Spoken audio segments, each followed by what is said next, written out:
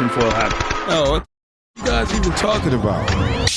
Global controls will have to be imposed, and a world governing body will be created to enforce them. Welcome to Tinfoil Hat. We go deep, homeboy. Aaron, open your mind. Drink from the fountain of knowledge. There's lizard people everywhere. That's some interdimensional shit. Wake up, Aaron.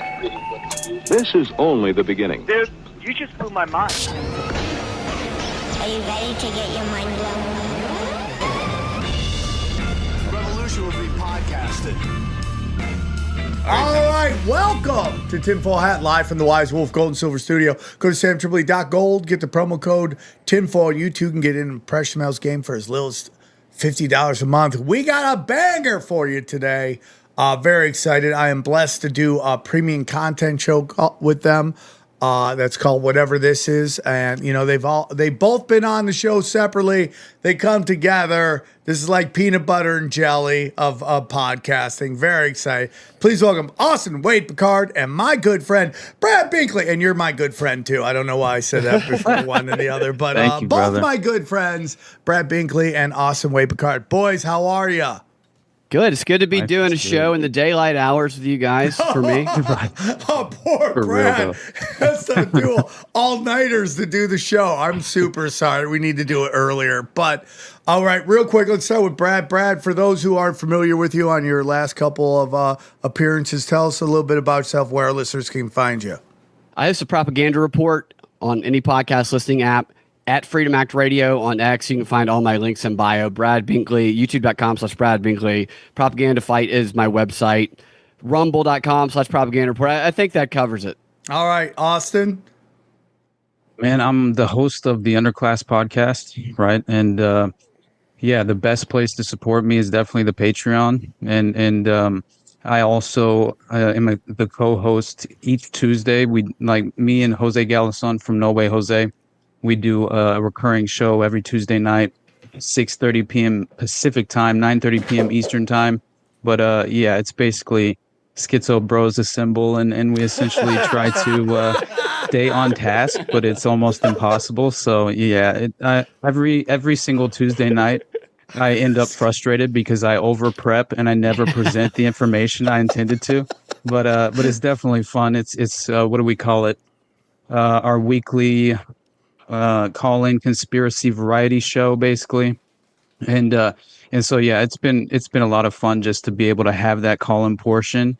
I want to actually because we have like a producer level tier essentially for just like our patrons, where they can kind of hang out backstage, then we'll reminisce after the show a little bit. But I'm trying to, like, we used to have an actual call-in number, but because of the whole setup, it's just like frustrating. But that would be nice to have that once again kind of implemented into the framework of the show. But yeah, that's really I'm pretty sure that's it, besides obviously the paywalled show that we do together. Yeah, but, it's called Whatever This Is, and it's a lot of fun. I get to come on and just let these two guys go and have a great time, and it's like, I enjoy it. It's like really deep black belt conversations, and like both of them are whatever they bring up amazing stuff, and I'm like, oh my god, the whole time. It's and it's like, be quiet, people are sleeping. I'm like, but my mind is being blown, I can't control myself. But it's really great. And so like one of the things that were brought up just really blew my mind, and we were just kind of talking before, it's like, unfortunately, the perfect timing to talk about this because of what just happened in Minneapolis and that whole stuff with the school shooting. So let's get into it. It's the Libor Scandal, which I like is one of the most insane stories ever of all time. Ever. Absolutely. And I think that the way that I sort of stumbled upon that scandal to begin with is extraordinary in itself, right? Just as far as those connections are concerned. But what's fascinating is that really just the pattern recognition of witnessing so many of these events, kind of like, just like if you parallel them, like compare them with each other, there are so many obvious parallels. It's impossible to just kind of dismiss if you have at all, at any real deep level, intended to like and attempted to just expose yourself to the real extraordinary details surrounding many of these cases. And I'm speaking on really, for the most part, these sort of modern mass shooting events, right? And how often they tend to happen. And clearly in Minneapolis, this Minneapolis mass shooting is another great example of how, one, the event is always obviously used as a political tool and a political football they're at the already end of the day. doing all the gun control stuff, like right out the gate. And I've always said, if this makes it to ESPN, then it's certified a PSYOP. Whenever a political story makes it to Sports Center, that's when you know it's a full-on press to manipulate your emotions and get your anxiety up, so you give them whatever they want. And the anxiety too, like leading up to this one, the past week and a half, there's been story after story of hoax shooting going on at, I think, at least 3 schools that they covered. It happens all the time, but there was the one where the guy was carrying the umbrella that Nancy May shared, and everybody freaked out. You brought that up the other day. Yeah, I remember you saying that. Go on. Yeah. And so there's like 800 of these a year, but they focused on, there's one at Villanova, and then there was one in Chattanooga, University of Tennessee, Chattanooga, on the same day, where all these kids freaked out because they were told to run, fight, or hide. And it's one of the part of the discussion there was this could cause kids in future shootings that are real to ignore the warnings. Interesting. Dude, that's so interesting. That makes sense. It's like a fire drill. Fire drill, you don't take it serious because you know it's not real. How many times do you take a fire drill and you're kind of like, oh, fucking loosey-goosey? Ignore it. Yeah, yeah, you go hang out with your other friends from the other classrooms when it should be a serious topic. I totally agree with Brother. that. That's also a psychological conditioning, right? As far as the same thing occurs in Theater 9, the Aurora, Colorado Cinema 16 shooting, where effectively it was like 20 minutes into the show of The Dark Knight, right? It was the premiere of The Dark Knight, and essentially it was right as a shooting event was taking place in the film itself, and so you had all of these like explosive devices that were going off in the actual theater itself, as far as like. You had individuals watching the. Wow. Oh, Corbin Dates was one of the victim witnesses who he claims he couldn't distinguish between the live rounds being fired from allegedly James Holmes or the actual film itself, because they were in the middle of a firefight in the movie. The audio's great, it's so lifelike. You can't tell the difference. On today, they were talking to witnesses, and they were saying that at first people didn't realize it was real. They thought it was people roofing nearby. Oh my God, dude. And that's crazy. That gets into the Parkland shooting, where it's like they were running a drill, and you just see all these interviews going, they were just telling us it's a drill, and that's why. And then it gets into like what really happens into these events, and it's shocking, and it's 100%. And it's like also like what I said on the last episode, is that, here we are in Minneapolis again, which seems to be this epicenter of PSYOP, right? It's just PSYOP utopia, where just like all these crazy things are coming out, just like Broward County used to be that. Yeah. Where like every single thing that came out, whether it was 9/11, school shooting, who's the kid that got kidnapped and they found his head? Elliot? Oh, no. Oh, you remember his dad went on to run that America's Most Wanted? Oh, yes. Oh, God. What was his name? The America's Most Wanted guy. Adam, what was that? Yeah. Right now, people at home are shouting it out, and 5 of us are just. You talking about the host of it? Yeah, John Walsh. Adam Walsh. That was out of there as well. So you have these things constantly coming out Broward County. Now it looks like Minneapolis is the new one. Where Sheriff Israel's going to move. He's going to show up. He's now in Minneapolis. Yeah, 100. I got pulled from Hawaii over to here, and they're like, I don't know, man, just bad luck, I guess. Oh my God. And it's again like it's like people have been saying forever. It's like they're going to hit the emotional epicenters where they're going to be able to pull our emotional strings the most. You know what else was Broward County? Was the hanging Chad. Remember that? Remember that? Yeah. Oh, yeah. That was Broward County. Yeah. I'm telling you, it's PSYOP Central, PSYOP Utopia. You think this has anything to do with the National Guard? You think Minneapolis is going to be like, bring the National Guard at this point? Because what if they would have been there? No. Yeah. I mean, I don't think so. That. I mean, listen, I know that they had the National Guard in the No Kings thing. And the last time I remember National Guard was the Rodney King riots, right? So it's usually something like that. COVID, too. But the bringing of the National Guard in the Washington D.C. is a psyop to me. It's because it's a sovereign territory. He can do that right there without technically doing it on American soil. So it's like it's a little. I mean, I remember seeing him rolling down Melrose during the BLM riots too. Remember that? Oh yeah. I mean, that was weird, bro. I mean, that was weird. That was weird. But so you saw that? I saw them. Yeah, they were on my block, bro. Like armed in desert fatigues, which I thought was weird. With like APCs like rolling up the streets of Melrose, the fashion district. You see next to Lala's. The footage in DC, man. Like it's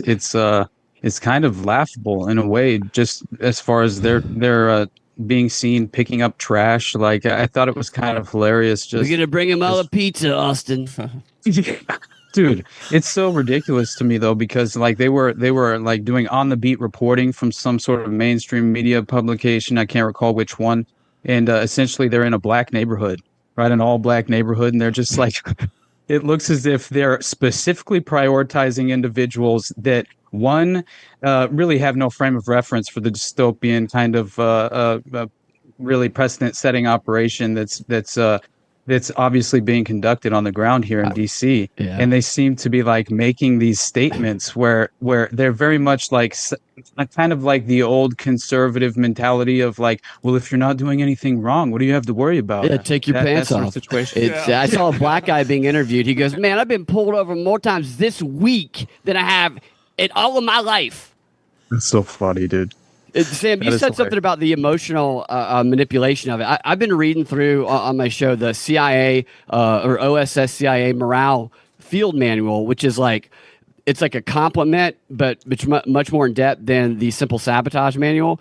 And man, these people, they're diabolical in their strategies. Like one of the operations, tactical operations that they talk about in there is they say inducing panic in enemy populations, and the mission is to augment the feelings of insecurity, anxiety, and panic in enemy civilian population. Neurotic anxiety adds greatly to the political and administrative problems of the enemy. That's just like the surface level of what they talk about doing. They just mess with people relentlessly. Well, it's like, okay, you're just doing that to the enemies, right? You're just doing that in enemy territory. Is that what you want us to believe? It's so obvious you're doing that here too, to manipulate us. And that's why these shootings are so they're very specific in where they hit. Are you telling me that you're a trans progressive and you don't walk into a neo-Nazi rally and start just blowing people away? Like there's things that progressives hate, and you never see them go into those things. But it's like you're hitting kids. You're hitting kids in schools. If you look at the what Vegas he said shooting, on that video. What's that? Right. Well, what he said on that video, he was saying like he literally said he apologized to his family, said I love them, and then he said the kids, and he like flips off the camera, and it was very strange. Like he sounded like just like sort of just kind of like a punk bitch you played Call of Duty with. Like honestly, like that type of mentality is very strange. But he was clearly, I mean, it was obviously considering what transpired. Like I mean, clearly it seems a little bit more sinister as far as watching the video. But at the same time, it's like the behavior, I don't know. It's like he's singing tomorrow, like legitimately. He's mentally ill. He's on SSRIs, and he's like got all these chemicals to change his biology. His brain is shish kebab. It's a stew of crazy. It's just a stew of crazy. And it's just like, it's manipulation. And again, it's like we've talked about before, what's stopping them from hitting these waves of like just energy that, you know, these what are they called? Oh man, I'm having a bad day today. What's it called when they sneak somebody in as a candidate and he's really controlled? Manchurian Candidate. Well, yeah, these Manchurian candidates. You know what? They do that all the time. We've had guests come on that they have like what? How many all over the world? Where like Project Gladio, right? Like they have people all over the world that they can just with some radio wave or something like that trigger them. They go crazy. They can have handlers online, like in these. Like you mentioned gaming, Austin. These OCEs, online covert employees. That's what they call undercover employees who operate online that are feds, and they go and they seek out these people who keep themselves isolated, who are gamers, and they start fueling them up. Hey, I can't believe they did that shit to you. You know, I'd be pissed off if I were you. And they just build them up. They're like, hey, you need a gun? I got a gun. You know, I got a bomb, whatever. Yeah. So, it's like the 764 Discord, right? Where the accelerationism playbook, where they attempt to accelerationism playbook. Yep, that's it. It's crazy, man. And you mentioned the radio frequencies, but I think that they've legitimately for decades had the ability to trigger a Manchurian with a code phrase utilizing a cell phone, like 100%, at least for quite some time now. That has been a remote device before the cell phones existed, right? That they could legitimately utilize for that purpose as well. But you had mentioned the county, like counties being sort of compromised at a certain level. And I'm very much under the impression that it's essentially, if you consider, yes, Broward County, but then also Culpeper County, Virginia. Like, I couldn't even believe how many, that's where Sidney Gottlieb went to retire. I found out. So, oh my God, dude, that's where Marion David Petty, the game caller, the cult founder of the Finders, with with the intelligence background, and his wife in the CIA, and his son working for Air America, right? And which is just a CIA cutout, what a family.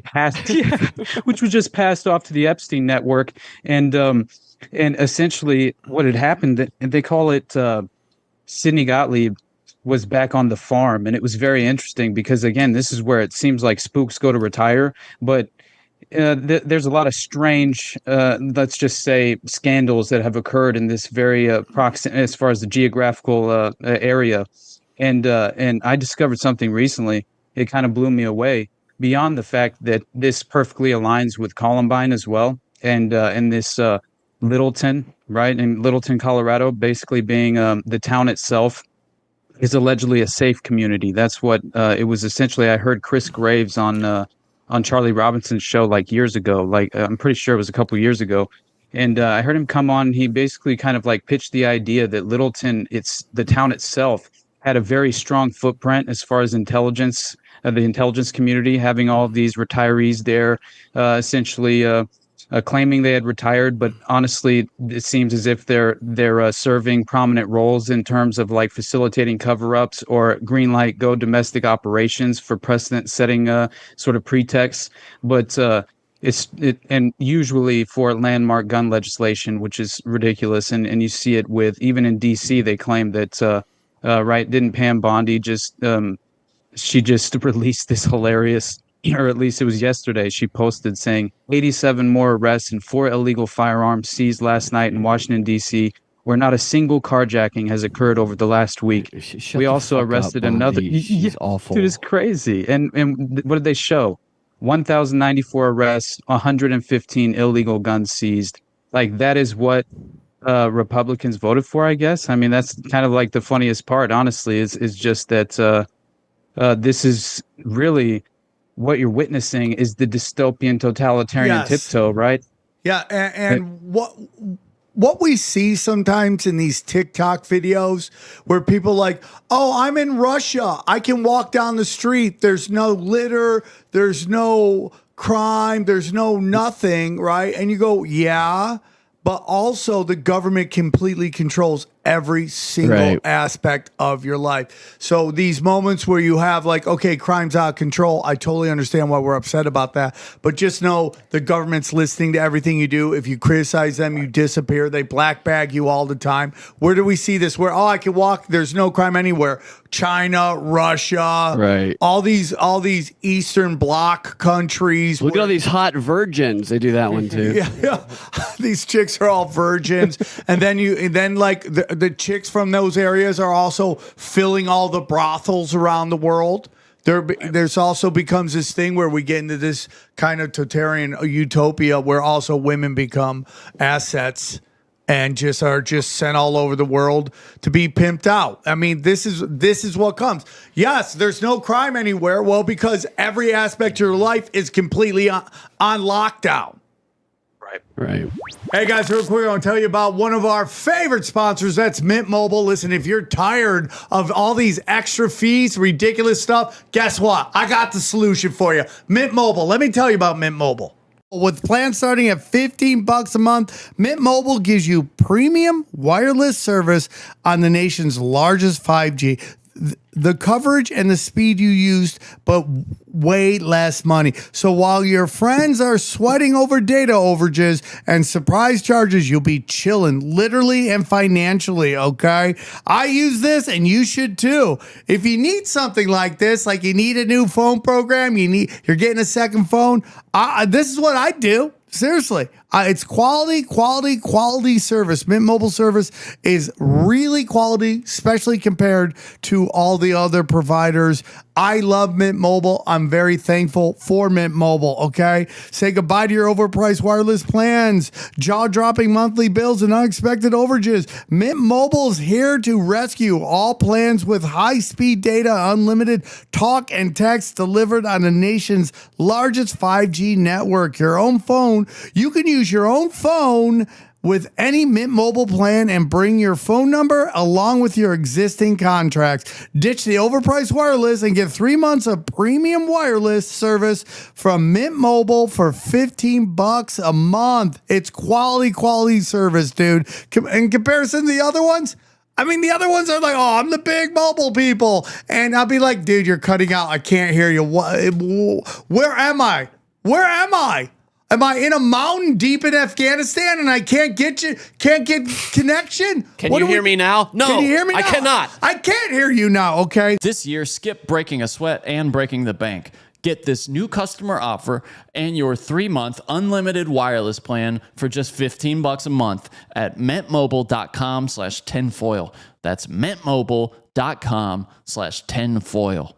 Upfront payments of $45 for 3 months, 5 gigabyte plan required, equivalent to $15 a month. New customers offer for the first 3 months only, then full price plan options available. Taxes and fees extra. See Mint Mobile for details, and we thank them for sponsoring the show. Hey guys, listen, as we get older, we all experience some hair loss, and nobody wants that, and that's why you got to check out our good friends at Hims. They have a plan that can help. So let me tell you about Hims. You don't need another hat. Do you hear that, Sam? You don't need another hat. What? You need a personalized plan to regrow hair. Through Hims, you can access treatments that combine clinically proven minoxidil and finasteride to stop hair loss and regrow hair in just 3 to 6 months. Hims offers convenient access to a range of prescription hair loss treatments with ingredients that work, including chews, oral medication, serums, and sprays. Their doctor-trusted, clinically proven ingredients like finasteride and minoxidil can stop hair loss and regrow hair, as I said, in as little as 3 to 6 months. You shouldn't have to go out of your way to feel like yourself. Hims brings expert care straight to you with 100% online access to personalized treatments that put your goals first. No hidden fees, no surprise costs, just real personalized care on your schedule. Think of Hims as your digital front door that gets you back to your old self with simple 100% online access to trusted treatments for real health concerns all in one place. For simple online access to personalized and affordable care for hair loss, ED, weight loss, and more, visit hims.com/tinfoil hat. That's Hims, HIMS.com/tinfoil hat for a free online visit. hims.com/tinfoilhat. Individual results may vary based on studies of topical and oral minoxidil and finasteride. Prescription required. See website for full details, restrictions, and important safety information. Yeah, and I think that it's important. You just mentioning how obviously sort of the prostitution exploitation in a certain way. I think that has obviously been long-standing by the powers that be as far as using human honeypot operations for blackmail purposes. But the point I wanted to make just about the sort of compromised counties, I think it's important because it's interesting that it was described as a safe community, Littleton, Colorado, right, where Columbine effectively happened, less than 20 miles from Aurora, Colorado's Cinema 16, right, Century 16 Theater, where it would then transpire in 2012 with James Holmes. But it's interesting because clearly there's essentially there were in Columbine there were these like FEMA comms vans that were discovered, and a U.S. Major General was on the ground. Effectively, there were like multiple shooters, at least 3 that they claimed that they saw an additional shooter. But Susan Klebold, the mother of Dylan Klebold, right, one of the alleged perpetrators, she claimed that she speculated about mind control manuals being discovered in the home of Eric Harris, Wayne Harris, which was the father of Eric Harris, who was one of the he had a strange military background. We can get into that later. I just found it interesting, the connection to the county itself. But if you consider like the prostitution exploitation that you mentioned, the reason I mentioned the farm, because this is so crazy, in Culpeper County, Virginia, because it seems to provide this explanation for the Finders Goat Gate, which I couldn't believe this was happening. And if you consider like Judge Connerot in the Marc Dutroux case, he's the judge who helped rescue and save 2 of the young girls that were in the dungeon of Marc Dutroux in Belgium, this dungeon. Right. And you had Judge Connerot break down in the witness box when he's testifying after he was removed from the essentially overseeing the trial due to a conflict of interest because he attended an event on behalf of the victims' families. And so that was deemed a conflict of interest. And the judge who replaced him obviously was compromised within the framework of the network. Unbelievable, dude. It's crazy. Michelle Nehul was the name of this individual. He called himself Michelle Nehul? Was that what you said? Michelle Nehul. Oh. Yeah. And he but he claims, he had he effectively claimed he had compromising tapes on King Albert in Belgium, right? Who was technically, the aristocracy, right? Where he said he had videotapes of him raping a 12-year-old boy, and that and essentially he said that he said he was completely insulated, and Albert was like, it was consensual. Well, I was trying to find yesterday a video. There's this guy that is a Nobel Peace Prize winner, and it was the craziest video, and it was so dark I didn't want to save it. Because I was like, that is some dark shit. Yeah. And then I wish I would have, because I could show everybody what a piece of shit this guy is. He's being interviewed by this woman, and he's like, the boys climbed into my bed and they started playing with me. I didn't ask them to. They did it and they wanted it. So I just, and he's yelling at her. Dirty sluts. Yeah, I mean, it's crazy to watch. I don't know how that guy walks the earth, dude. Was he a pediatrician? Crazy. I don't know. He's a Nobel Peace Prize winner. It's like an older guy. The video looks like it's from a while ago, but it was shocking to watch. On Instagram? Yeah, it was I was gonna use it on Doomscroll, but I thought that was just too much, dude. All right, so Hey. Go on. I was just going to say, you remember you called me the other night, and I was just mentioning how I had watched Bill Cooper after Columbine, right? Just like a video of him sort of breaking down into tears over just the emotional impact it was having on him. And I know a lot of people, like to question the credibility of Bill Cooper, and I understand that. They do that with Ted Gunderson all the time. I think there's perhaps a little bit more credibility to those questions with Ted, but still, when it comes down to... What's the idea? That they're there to muddy the water? Yeah, basically disinformation agents that are sort of controlled opposition, whether they're aware of it or not. That's where you kind of have like this inability to come to any sort of terms of agreement as far as a lot of the conspiratorial community. But obviously that's always the case. So you analyze the information and you try and separate from the source regardless, because people who are well-intentioned get it wrong, and people who are propagandists will tell the truth sandwiched in between two lies. So the safest bet, even though it's difficult to do, is to just focus on analyzing the content and deciphering that as much as possible. Agreed, brother. And that's definitely my priority at all times, because it's always difficult in terms of just interpreting and attempting to discern for yourself an individual's character, obviously, just in terms of their integrity. And that's, you can clearly be deceived. So obviously you want to make sure that you reinforce. Look at everybody following Charlie Kirk. Lots of people can be deceived. Absolutely, buddy. But I will say, like, the video. It is crazy how a call will be made and they will just torpedo their whole thing. Like they will, like Patrick Bet David right now, who just had on Netanyahu, and you're like, why are you doing? Like, you've seen what happens to everybody that brings him on. Why would you bring him on? And I guess on the surface, you're like, he's like, I'll interview everybody. I'll do it the proper way. People will see. And at the end, go to the comment section. Just literally get a train. He's getting a train ran on him.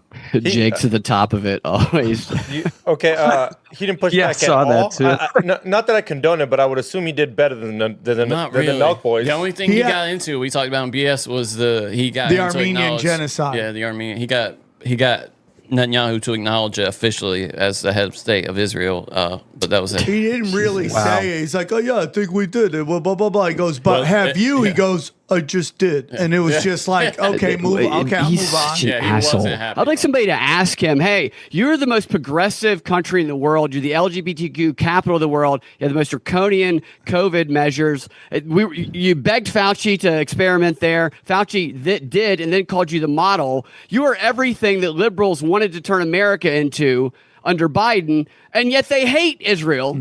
And on the other side, MAGA was like, we need to vote the woke out and get Trump in so we can send all of our money to the wokest nation in the world. Yeah. It's just baffling. It is, and it's meant to make you not know if you're coming or going. That is the purpose of it. It's just it goes back to what you said about just confusing the enemy. That's what they I mean, today we live in, the Democrats want the Jeffrey Epstein list released. The talking heads of the Republicans like, why do we care? What do we care? Who cares? Trust the plan. Move on, right? I trust my friends in the administration, as Charlie Kirk would say. Michael Tracy's career has finally matched up with his look, which is creepy as shit. Right? Looks like he has a dungeon. Oh, yeah. Looks like he's got a dungeon. What is Joey Diaz called? Dungeon juice, right? Oh my God. Okay. So Patrick, it's probably safe to say Patrick Bet David didn't ask about the cybersecurity that was whisked away back to Israel and protected, obviously, after he committed those crimes in Vegas, luring a retarded child. I mean, basically, right? Isn't that what happened? He was luring a child with disabilities. Yeah. Into. Did he want it? Is the question. No, that's basically Mike Tracy's his whole thing. He's like, they're just dudes trying to bang, man. They just want to bang. This is an adult app. I just want to bang. It's like, dude. It's like he's like pedo panic, and I'm like, bro. And I just listed everything that's been proven true. Even if you think that the story isn't quite what is being told, the passion in which you've decided to label this pedo panic, like we're all acting out of pocket, like this isn't as big of a deal, is just career suicide. It's crazy because after Epstein got out the first time, there were a handful of people who he funded. This came out in court documents, that plea letter that I talk about all the time that nobody ever talks about. It had those 5 guys on there who helped him get that deal, and 3 of them we know at least took money after he got out.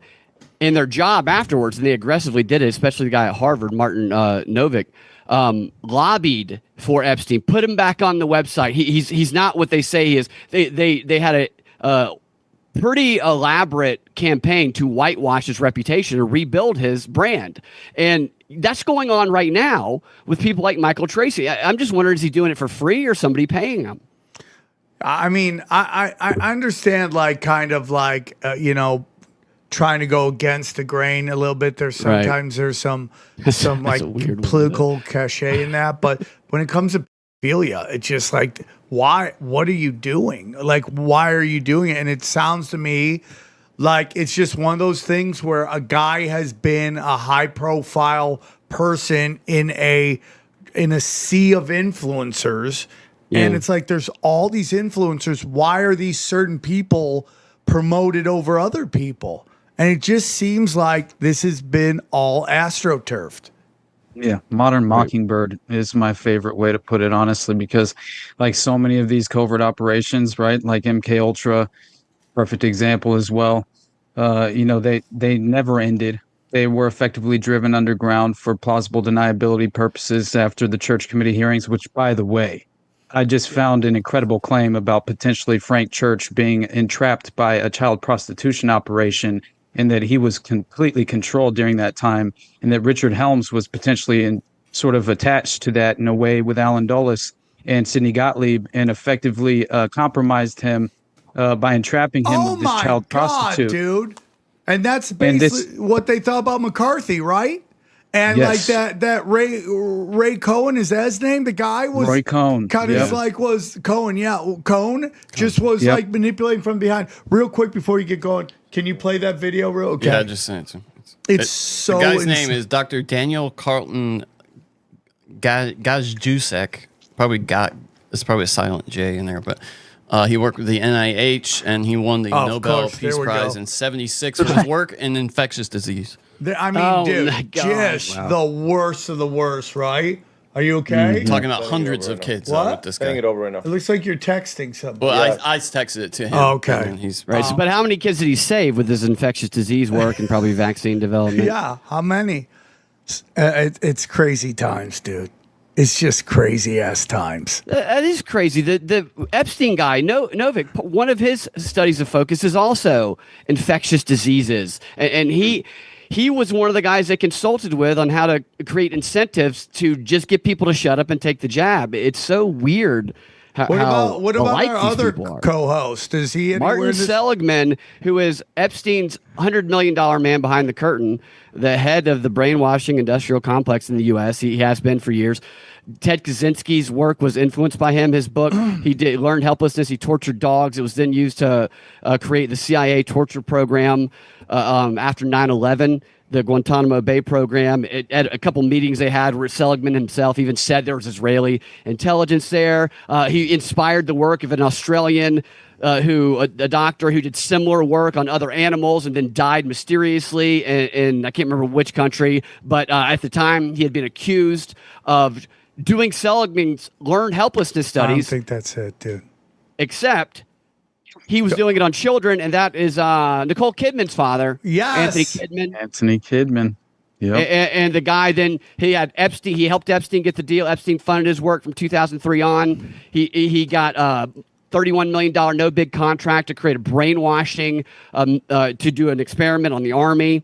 And that's why you're never going to hear any of this stuff. Because this guy is an 82-year-old psychologist who has been the deep state psychologist for decades. He's more powerful than the president. He is considered in these elite academic rankings the most influential psychologist in the world. He's currently conducting a study worldwide using social media language to create psychological resiliency scores that policy can be created around. The more psychological resilient you are, the more conforming you are, the more you see that as a virtue, and the less so, the more of a problem you are. The highest levels of these behind-the-scenes operators they're being paid to brainwash and have been for decades are why we're never going to actually see real Epstein shit, because they need them and they're still using 100%. Now, is this the video? It is, yeah. The beginning, you see his alleged victims, and then it's him at the end talking about. Yeah, can you get to that part where he it's right. If you skip right to the end, actually. Yeah, and then we'll get into the Libor Scandal. What are you thinking? Like, just before that. Just before that. Talking right there. Okay, right after that, you can do it. There we go. Next one. There we go. Right here. Listen to this. They have come to my bed, and I am no one to kick them out. If they hug me and I find them playing with my cock, I say, good on you, I play with theirs. And I'll do it now and with great pleasure. When you grow up with a culture that does not condone this, that totally No objects to culture it, condones it. surely it must hurt you when you get subjected to a grown-up forcing sexuality on you. Boy, what a brainwashed person you are. With 300 or 400 boys Listen to him. who had sex with me from 8 and 10 and 12, 100% have run into my bed, jumped in without my mentioning it, Fuck off. and asked for sex. I have never asked for it. I've never, and most of my friends, don't you realize that I was jumping in people's beds hoping they would take me? All boys want a lover. My God. You as a kid. And the idea that these men don't you go get after up you and- don't have any point in the world. Now, come on. That's the rule of the game. He did a year in jail, this guy, for hundreds of A victims. year? Yeah. A year. I love his argument. He's like, I'm too sexy. I'm too sexy. Yeah, he's just like, what? They're running in my bed. What am I supposed to do? I He mean, needed like, his Nobel Prize behind him on the counter. Who am I to kick them out of bed? yeah, and like, how do you interview that guy without effing losing it on him? You want me to, for sure. How do you do No that? way, I couldn't. And he has that face, like you said, Sam. Like, immediately I was like, this is the guy y'all are talking about. Yeah, nobody who's Oh yeah, interacted with that the, guy's not the scarred. skin, like you can tell by Yeah. their Yes. skin. Yeah. Pedos have a weird skin. It looks like cheese, That Prince Andrew's, the Prince Andrew skin. right? It's looks all like that. Look at that. It's got weird, Just a weird lot of texture. ugly dudes, man. It's Well, a lot of well, a ugly lot dudes. of them are just, a lot of them just can't talk to grown-up women. They're intimidated, so they work kids. Or they were abused, of course. We know Yeah, that. I mean, Right. So listen, I want to get into two things, and then we'll go off for a little bit. But I want to get into Libor Scandal. Can we get into that and then get into the program that Columbine was? We'll get into that after. But Absolutely. both these things blew my mind. So where do you want to start on that? Yeah, honestly, I mean, I think it's probably best to start with the connection where I discovered the Libor scandal was in terms of how it came across my radar was that obviously James Holmes' father was directly connected into the scandal, but it's important to understand what the Libor scandal really was, because it's very interesting, essentially, in terms of what they were attempting to do in terms of like rigging international finance rates. If you want to understand how much, and by the way, the essentially. And it's so fascinating to me because this is overlapping directly with Sandy Hook. And this all occurred right within under 4 months. Okay. It was around a 3-month period, I believe, if it was June, right? As far as the 2012, whenever the James Holmes event occurred.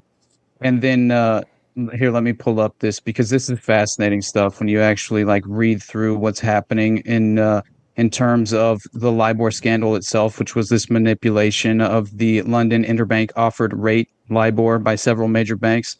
Now, this is a benchmark interest rate, right? Crucial for setting and borrowing costs for various financial products, including mortgages, corporate loans, right? This is all effectively between 2003 to 2012 that the real scandal is taking place. So consider the major economic crisis as well in 2008, the housing crisis that occurred, clearly being wrapped up into a lot of this manipulation and corruption. And so, yeah, the scandal itself is publicly exposed in 2012, which led to this investigation. And so then you had individuals who are essentially caught up in the investigation and set to testify later on in the year 2012. And basically they inevitably, I believe, even had to change off and pivot away from the original Libor the actual Libor sort of international finance system itself to a new system that was replaced called SOFR, I believe, SOFR, Secured Overnight Financing Rate. And this all was implemented by 2023, apparently. But the way that it came up, and as far as my radar specifically, was that there are essentially, in my mind, two whistleblowers that were effectively silenced that were set to testify, and one of which happens to be the father You James Holmes. set it up. Because what they need to know is who these guys are and what did they discover. Because this is like sets up how deep the corruption is and what they'll do to cover it up. Right. So James Holmes, first of all, it's important to understand like the glowing family background of the father of James Holmes, just so you understand clearly.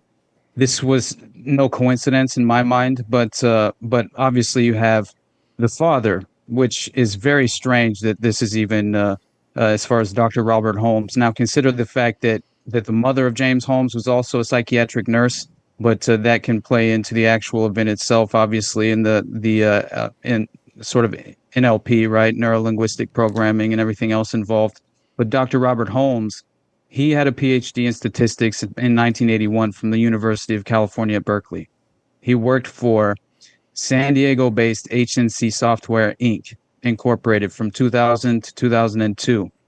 Now, HNC is known as a neural network company, and DARPA, beginning in 1998, oh my God, was working on developing Fortronic neural networks, which would allow machines to interpret oral and visual stimuli to think like humans. Yep. And so and he this was in the 90s? It's like 98. Oh my God. He also did 2 studies for the Navy and the Marine Corps on how to forecast personnel changes using tree classifications, which is basically predictive behavioral modeling. Mm-hmm. Oh my exactly. God. Guys, listen, in these crazy times, you got to figure out a way to relax, and there's no better way to relax than our good friends at Cornbread Hemp. That's right. Let me tell you about Cornbread Hemp. Have you been looking for a natural way to relieve aches and discomfort? The CBD gummies from Cornbread Hemp are formulated to work with your body and not against it. Cornbread Hemp CBD gummies are made to help you feel better, whether it's stress, discomfort, or just needing a little relaxation. They only use the best part of the hemp plant, the flower, formulated to help relieve discomfort, stress, and sleeplessness. All products are third-party lab tested and USDA organic to ensure safety and purity. Okay, so here's what we need you to do. Right now, Tinfoil Hat listeners, aka the Swarm, okay, can save 30% on their first order. Just head to cornbreadhemp.com/tinfoil. That's cornbreadhemp/tinfoil. And use the code tinfoil at checkout. That's cornbreadhemp.com/tinfoil. And use the code tinfoil. And we thank them for sponsoring our show. It gets very strange as well because again, if you consider the notion of green lighting a sort of strategic asset, like, again, prioritizing sort of political assets and their children. That is really what it is. Yes. Like, and I just found that in terms of the Vegas judge, right? Considering that crazy connection to the cybersecurity professional answering directly to Bibi Netanyahu. It turns out this judge, which is crazy to me to consider the idea, and this is how it works. And again, if you want to understand, just at least catching a glimpse into how these scandals are effectively covered up at the legal level, I think that it's important to understand that essentially there are like high level, targeted assassinations utilizing various, strategic assets, whether they be paramilitary organizations or just this private network. They even have utilized in the context of like the RFK assassination, Thane Eugene Cesar. He's working with the Howard Hughes, sort of his under that umbrella in the private sector, which was providing this plausible deniability. But what was he? He was effectively a hitman for the mob. Oh my God. He's just being like, they provided him this sort of alibi of moonlighting as a security guard at the Ambassador Hotel for like just a couple of days prior to the event transpiring. And so he could be strategically in place and usher RFK very quickly. Isn't that with John Lennon too? Like they say there were spooks all over his apartment complex. and it has Exactly. phones tapped and all kinds of stuff. Unbelievable. We found out about it in the Nixon, when all the shit about Nixon came out, that he actually was being followed. And they tried to get him kicked out of the country. No, there was a spy scandal in the Nixon administration called the Moore-Radford affair, and it's fascinating. They were basically there was an internal spy operation on the Joint Chiefs of Staff, and it's very interesting how much they were trying to set up like a private intelligence apparatus that wouldn't answer to the CIA, and effectively that was entirely undermined with I forget what something Houston essentially was like the CIA's guy on the inside but it doesn't matter. Point being, it's just important to understand how these scandals are really covered up at the I think just in terms of the sort of legal implications and the consequences themselves, just escaping any real accountability. And then obviously they always find the plausible patsy to sort of like take the fall for the wider network. Yes, that's what they do. That's RFK, his dad. That's what they did. They think the sheriff behind him is the one who actually shot and killed him, not Sirhan. He thinks that as well. Like JFK, all the gunfire from all over the place, blaming a patsy. I mean, even again, going back to that Parkland shooting, they were just like, that young chick was like, he was running with me. I don't know how they said it was him. Like, who knows what happened to that chick? Oh, yeah. And Lisa Peace, she wrote A Lie Too Big to Fail. It's a pretty good book on the RFK assassination. And she believes that Sirhan was firing blanks when he was in the pantry that day. And essentially, all of the necessary, the necessary formula was perfectly represented as far as how you would trigger a Manchurian with prior, clearly that he had been sort of in a hypnotic trance so very often in the past that once there was a psychiatrist, an expert psychiatrist on the during the trial that basically put him into a hypnotic trance and had him perform a monkey routine in jail. And he said he shouldn't be this suggestible, basically, is what he was claiming.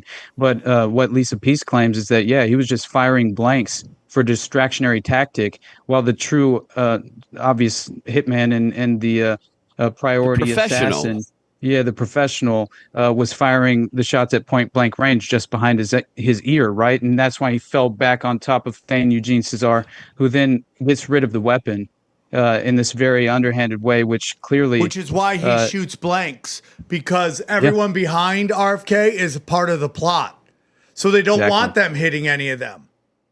So he shoots blanks, nobody gets hit, and then the only guy gets hit is the intended target.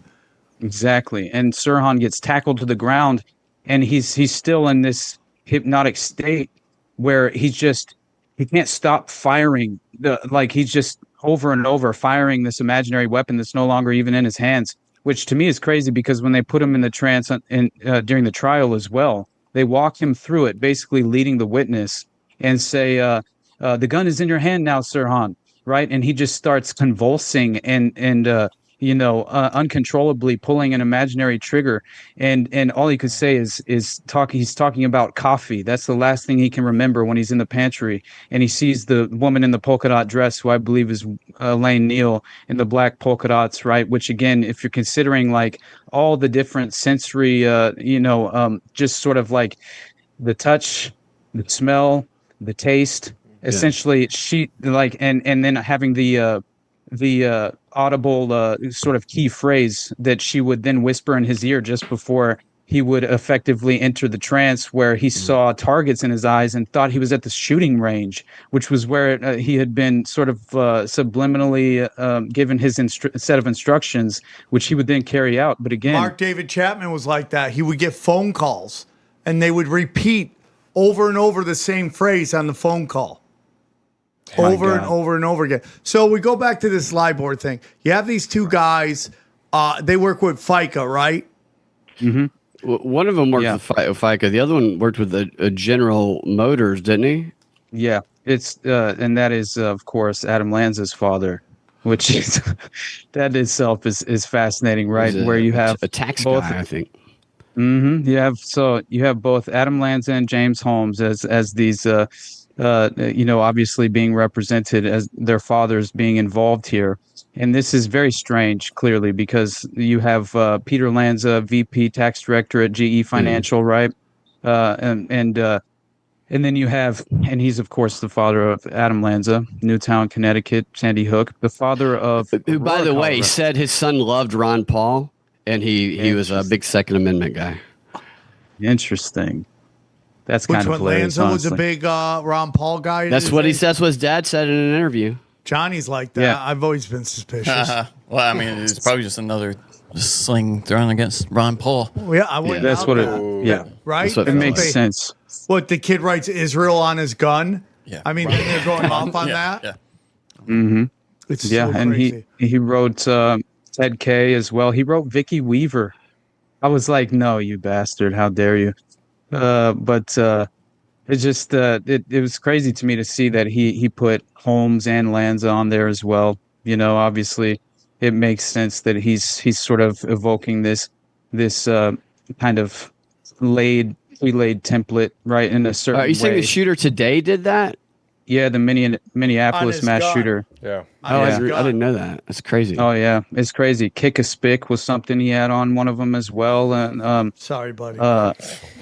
yeah, I'm sorry, Don. We would never do that here. I know you guys wouldn't. Thank you. Thank you for the apologies. This is LA's number one poker player. We love beaners around here. Yeah, we love our But yeah, spicks. he Israel must fall, right? Like a phoenix, we rise from the ashes. That was one that he put. He you get in some his things like right, manifesto. There's a picture of him. It looks like now this is in like looks like some sort of Russian. Honestly, I'm not entirely sure. Oh, of It could course, be. let's link it to that as well. Let's link it. I'm Right. sure we'll find Iran connection somehow. Like he loved Honestly. falafel from this Iranian restaurant. He was radicalized at a shawarma place. Yeah, he's radicalized at a shawarma place.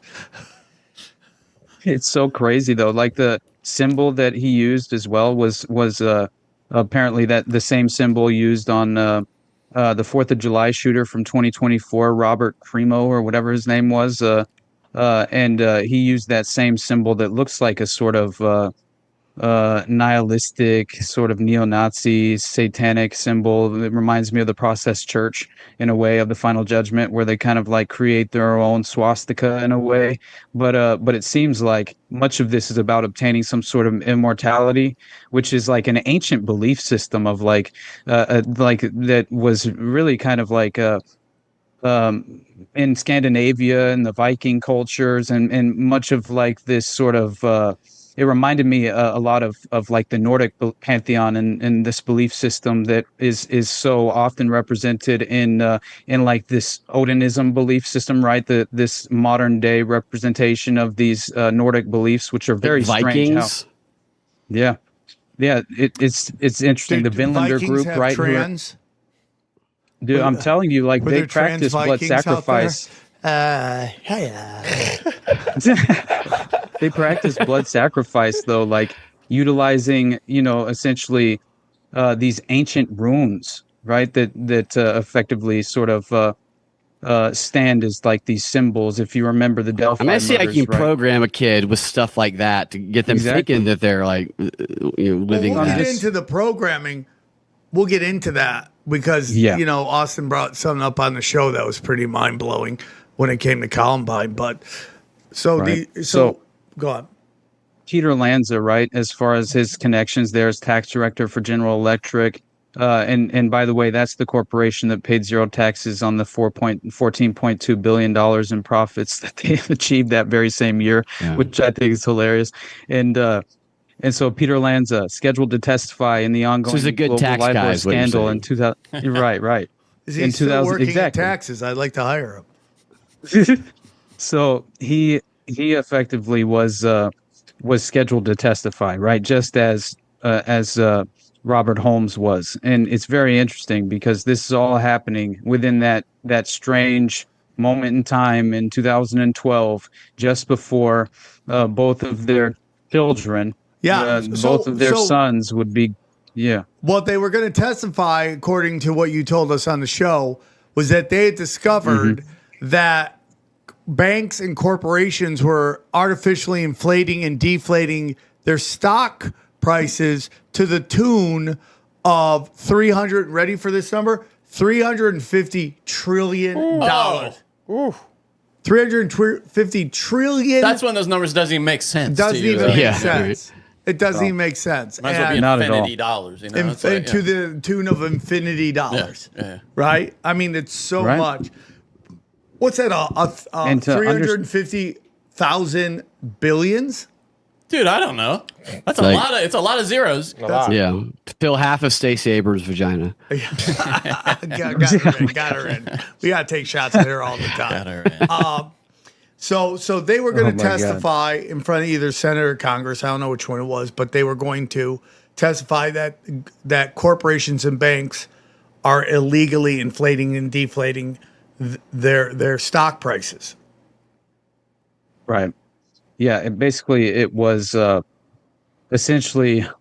This is very interesting because obviously you have if you're considering the what sort of Robert Heck Nielsen, the corporation that James Holmes' father, Robert Holmes, was affiliated with, that was then a sort of later on it evolved into FICO, right? Which is interesting. This is all happening where he's working for H&C Software as a chief scientist, and basically H&C merges with the Minneapolis-based Fair Isaac Corporation, which that happened just around 98, 99, I believe, somewhere around there, where you had this merger, and essentially this, of course, is a computer analysis decision-making company that Robert Holmes continued to work for at FICO.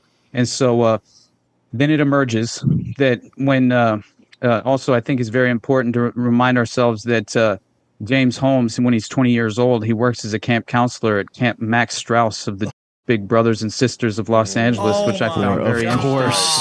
Oh my God. Always. They're always involved. For real, man.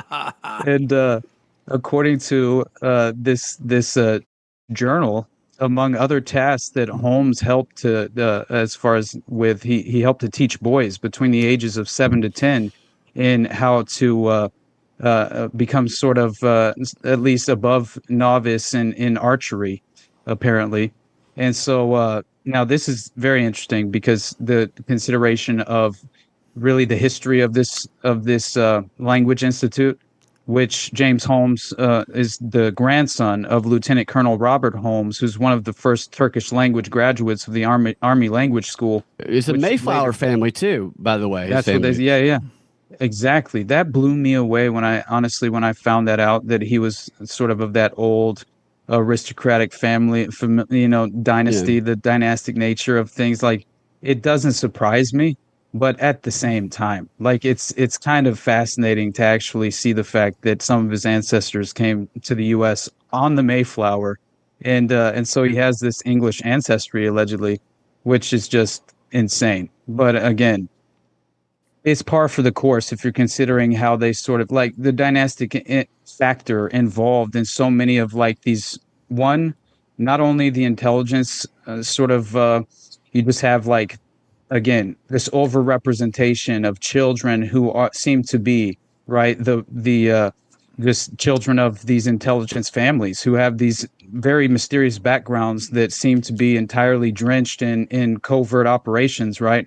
And then, and that was the same thing as far as Wayne Harris is, right? They claimed that he was involved with behavioral modification, and that's why he went to Littleton in the first place. But absolutely. I mean, it's the same type of research that those guys, Epstein's guys that he funded, Seligman and Novick, similar type of research that it sounds like Robert Holmes did. This behavioral what blows me away about it is that he was a behavioral prediction and risk assessment data scientist at FICO, which they use that modeling to predict our behavior and our risk, so they can create credit scores for us to decide what we can and cannot do. Yet, if we accept the official story, he was unable to predict his own son's risk and his own son's behavior, and yet we're bound to our credit scores. You should throw the whole FICO system out. So basically what happens is they discover that these corporations are doing this, and they're about to testify, and they never do because Scandal breaks out, a giant two impact events, which are only, 40 minutes away from each other, or 40 miles, or whatever that number is. Less than 20 miles. Less Crazy. than 20 miles away from each other, their kids shoot up a school and a movie theater. Oh, well, no, less than 20 miles is Columbine. But the Adam Lanza connection, though, is through the sort of FICO connection there, right? Which obviously that's because it was Newtown, Connecticut was where the Sandy Hook school shooting took place, So right? Sandy Hook and it's Aurora are where the two instances. And are they near each other? Now, I don't really think they're that close together, but I do think that what was interesting to me about the geographical location of Aurora was the less than 20 miles from Columbine, right? Which, again, you had victims. This is the craziest statement as far as during the jury selection of the trial of James Holmes. That this was in 2015. You basically had this jury selection process that was kind of like sort of, you know, it was unprecedented as far as the number of jurors who were called. So essentially they summoned 9,000 candidates, and this was the largest jury summons in U.S. history. And April 15th of 2015 is when they ended the jury selection with a total of 19 women and 5 men. And this was very strange because obviously concerns arose in terms of the selection of the jurors, because at least 2 from the pool of 12 primary jurors, along with 12 alternates, had ties to the 1999 Columbine High School massacre. And juror number 535 happened to be the aunt of a Columbine survivor. Juror number 737 was a student there at the time and was also a former friend of the shooters Eric Harris and Dylan Klebold, and was on the jury for James Holmes, which again caused a lot of people to obviously claim that this could very well be a conflict of interest at the very least. Right? That's good work by the prosecution. You know, when it comes to striking the jurors, it may be a little bit. Maybe they had it was in their favor, but that's crazy. It is. It's insane to me. But again, it's like both Peter Lanza and Robert Holmes, right? They're effectively set to testify before the Senate. It was the U.S. Senate in the ongoing Libor investigation, and so it was basically these. They were just rigging the interest rate at which banks could borrow from each other, which was obviously a strategic way of compromising the international finance. It just, again, it's like billions, trillions of dollars, dude. Yeah, so crazy. Made themselves look stronger during the crisis in 2008. And what were they? Nuts. They made how much? 350 something trillion essentially was kind of the number that was floated out there. And then you have the fact that they were only fined 1.9 billion.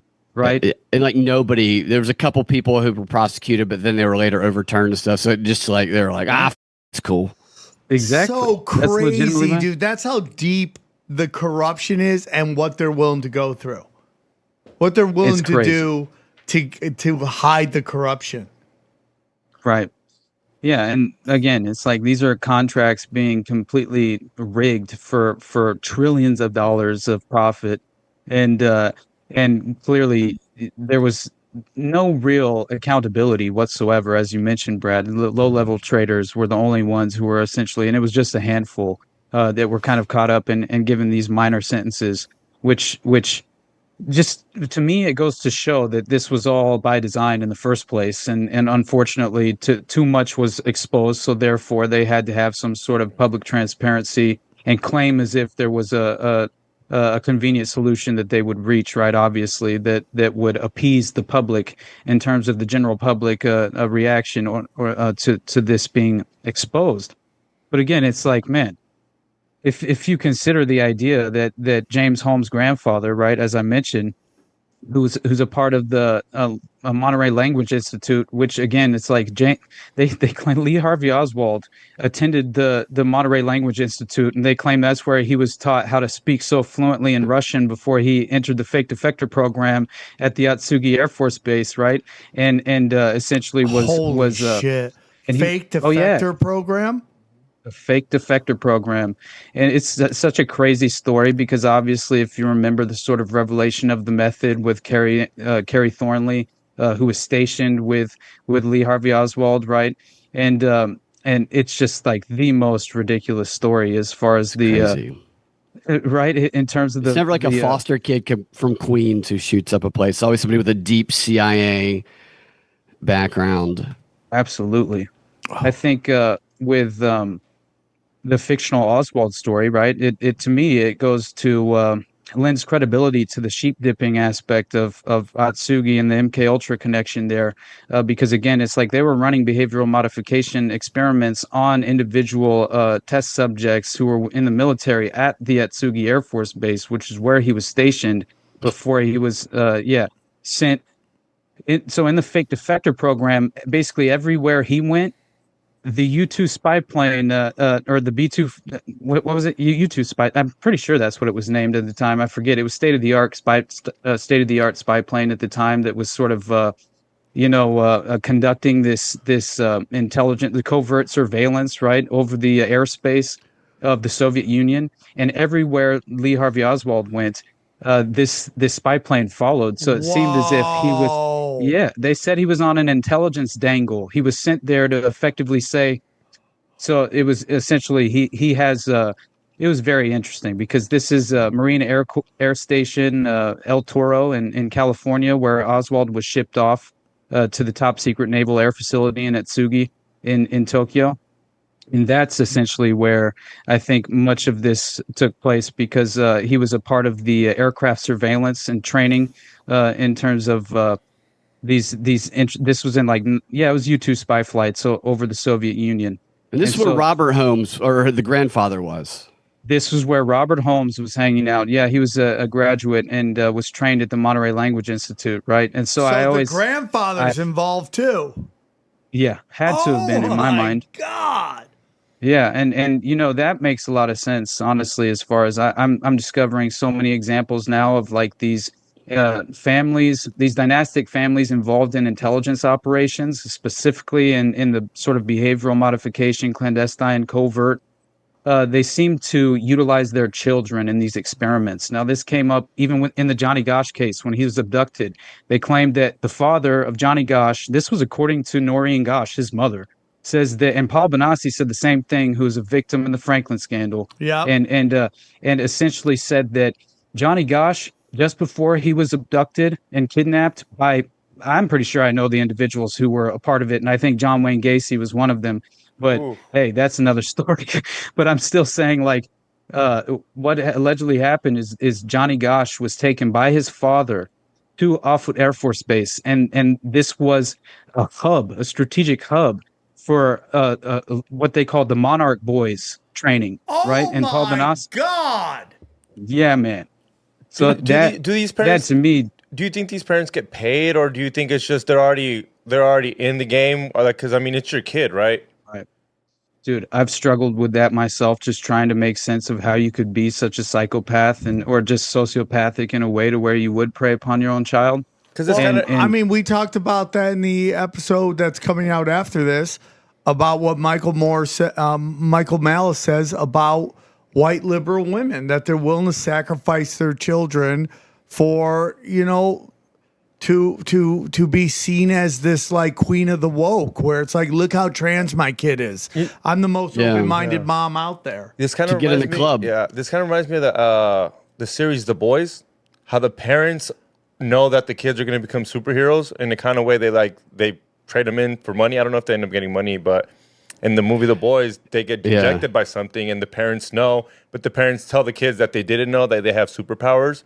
But at the end of the day, the government injected them, and it just seems like, did you get money for that? Any of these actors, it's like the parents of Hollywood kids. That's it. Yeah, any of those that know they're putting their kids into the meat grinder of Hollywood. I mean, kids get chewed up and spit out by that place, and they still take them and they leave them alone with there's a very real casting couch situation still now for children.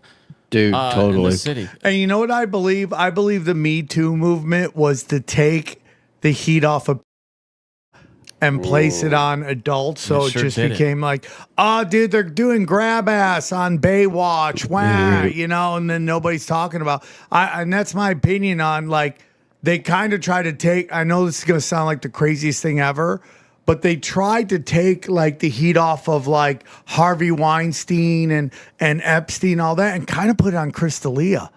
And they were trying to make it seem like look at the monster of Hollywood right here. And don't look at over here. These guys who are like involved in like the dark arts occult shit. Mm-hmm. Yeah. Yeah. Yeah. When's Candace Owens going to take up the case of Epstein like she did? She loves doing she's a that. contrarian, isn't she? I mean, she loves defending the end. I mean, do you think the Harvey thing, there's anything behind it? Or you really just think she's a contrarian there? Yeah. No, I think he's a scumbag. You have people who knew him and what he was operating under. He was a scumbag. And then like he constantly talked about he used in his private Mossad intelligence group, and then I think it was Nick Kroll's dad. That's the craziest part. I always talk about like how like it's really crazy that Steve Renazizi gets all the shit about 9/11 and Nick Kroll doesn't from the show The League. You know, it's like, oh, Steve Renazizi, bad guy. Nick Kroll's dad and his brother conveniently didn't go to work that day at the Twin Towers. Like, how lucky are they that they didn't show up that day? I mean, I think it's a good question though. So Harvey Weinstein's a dirtbag. Was there violations of law that were proven? I didn't follow that case closely enough. But it goes back to like Monica Perez talks about Bill Cosby, being the guy that he's been made out to be. That one would be hard to swallow. She's talked about. She's like, well, he made a deal with one of the victims, and as part of that deal, they were not allowed to prosecute him for what they ended up prosecuting him for. So they were in violation of it. So he should not have gone to jail because he had already made a deal. So it wasn't like he was like a good guy. Is that what she's saying? Well, her argument is that like Quaaludes back then were like Coke, and everybody wanted them. Yeah. But it wasn't just Quaaludes, That's right? so funny. No, they're basically spiking their drinks with Quaaludes. Oh, another thing that Adam Lanza's dad said that I thought was funny. He was like, yeah, and we took him to see Bill Cosby. He loved him. That was also in his interview. Oh my God, are you kidding me? No, I didn't realize that. That is so funny. Yeah. I know XG, you asked like just as far as the being willing to sacrifice your own child, like that came up specifically with this individual who honestly, she testified in the 50s, named Claudia Mullen, and it blew me away because I just kind of like discovered this strange connection to during that period in the early and mid 50s. There seemed to be this dilemma that was honestly the intelligence community was effectively grappling with at this time, and it was essentially about. Obviously, they were already pursuing and practicing and utilizing these sort of deviant sexual practices for human honeypot operations, but this was specifically about using child prostitutes in that sort of framework, right? And so it seems as if there was an additional subproject. We already know the 149 subprojects of MKUltra that existed, one of them being obviously to manufacture Manchurian candidates and split personality spies that could pass polygraph tests after committing various crimes, even targeted assassinations, and have no real recall or memory of it. Similar to that of Sirhan, who came out of the trance after performing the monkey routine, had zero memory of doing so.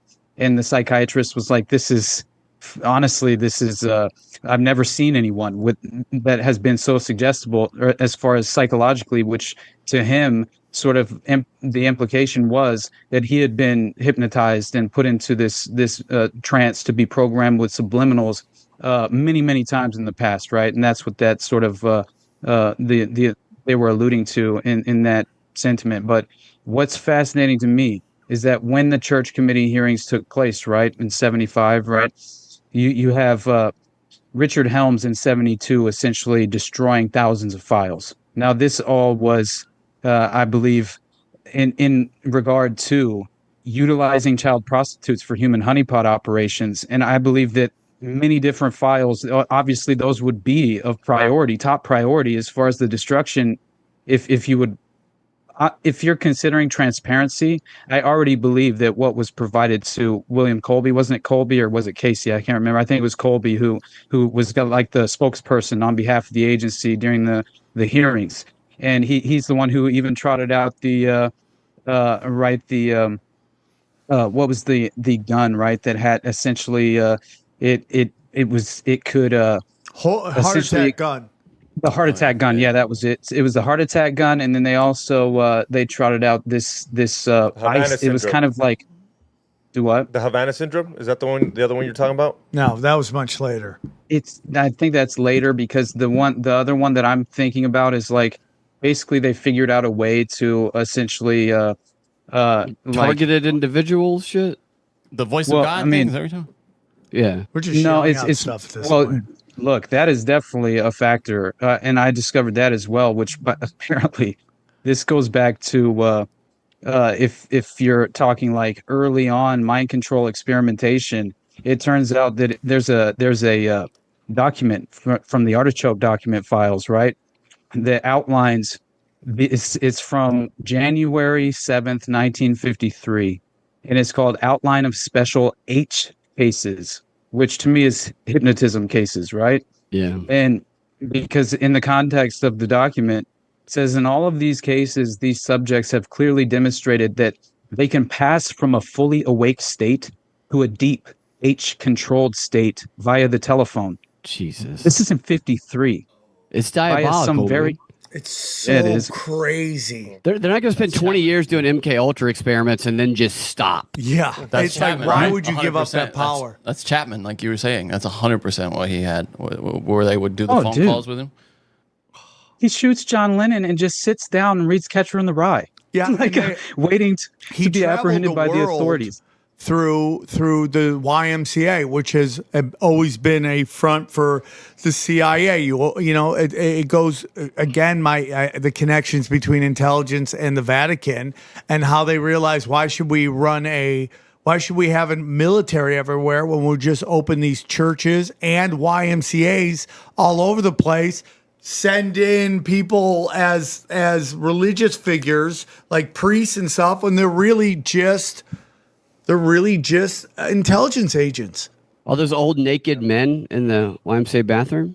Yeah. A little bit. Yeah. Oh, yeah. I remember one time when I used to go to the Y, I walk in, it was just this one naked old guy, and he was just literally washing his balls in the sink when the shower was 2 feet away. The shower was 2 feet away.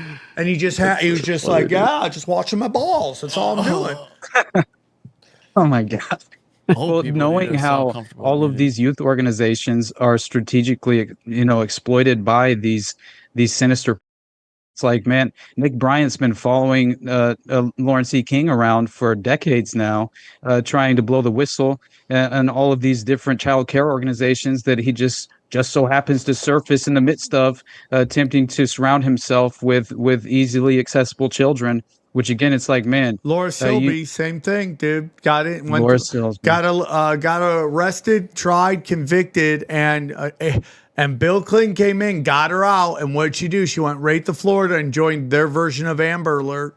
Exactly. So now you got somebody in there that is there when the call comes in that a kid is missing. What a great way to just divert that whole mission to save them. Oh, and the other one that I looked into was DARE. DARE was obviously set there to learn about drugs. Like, if you look into it, they knew that statistically showing us about drugs wasn't going to keep us away from drugs. And they didn't carry around with it. And as you can tell, they're still DARE's still around. Yeah. I mean, it's stupid. Did you have DARE? James Holmes was on the same generic for Zoloft that Adam Lanza was, and Eric Harris and Dylan Klebold. And beyond that, I think that, you clearly have so many other aspects of the case. Like, he becomes a patient of a specific psychiatrist just before he drops out of school and then commits the shooting. Now, what did he and Adam Lanza both refer to their psychiatrist as? What? The mind rapist. Oh my God. That's what they referred to him. They both said that? They both, the exact same dude. I'm not bullshitting. This is the crazy. There's a book called The Mind Rapist about propagandists and shit. Now, I know it wasn't the same guy, but I'm almost positive Adam Lanza was sexually abused and raped by a psychiatrist, by his therapist. And that makes sense because it's the Monarch mind control playbook. You fracture off, the neurological pathways are disrupted in the mind of a prepubescent child. And essentially, this is how you create the multiple personality disorder and exploit DID in a victim. Dissociative identity disorder. They fracture off into alters to essentially, endure the sinister torture that obviously is being practiced upon them. And they get really into Ron Paul. And apparently they can.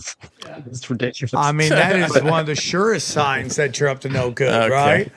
Okay. So, John, are you guys ready to get your mind blown? Let's do it. Even more than it is, if you have any mind left to blow. Okay. So, at Columbine, they had a crazy program that I just found out about. You want to tell us about it, Austin?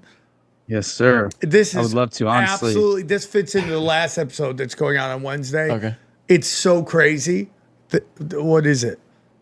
It is insane, honestly. And when you realize that obviously you have now I just want to build it up for a moment, because essentially you have Eric Harris's father, a decorated Air Force officer. Essentially he was relocating all over the country just before he retired.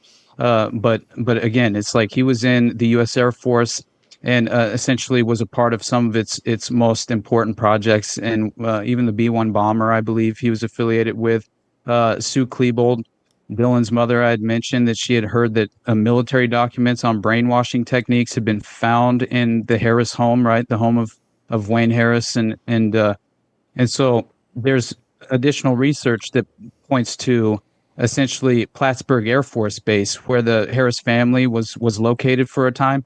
This was apparently specifically when Harris was drafted into behavior modification programs that were underway at the Plattsburgh Air Force Base. Now, it is one of the covert hubs of many of these domestic operations. And again, it fits the model of like the Fort Braggs of the world, right? That clearly seem to there are so many different scandals that are handled internally, right? Where, I mean, we were talking absolute unaccountable murders, with no real motive attached, and it's very strange when you look into this. But Littleton, Colorado, was the hometown, obviously, of both Harris and Klebold, and so this happens to be where Lockheed and Martin have a major factory, which ordered.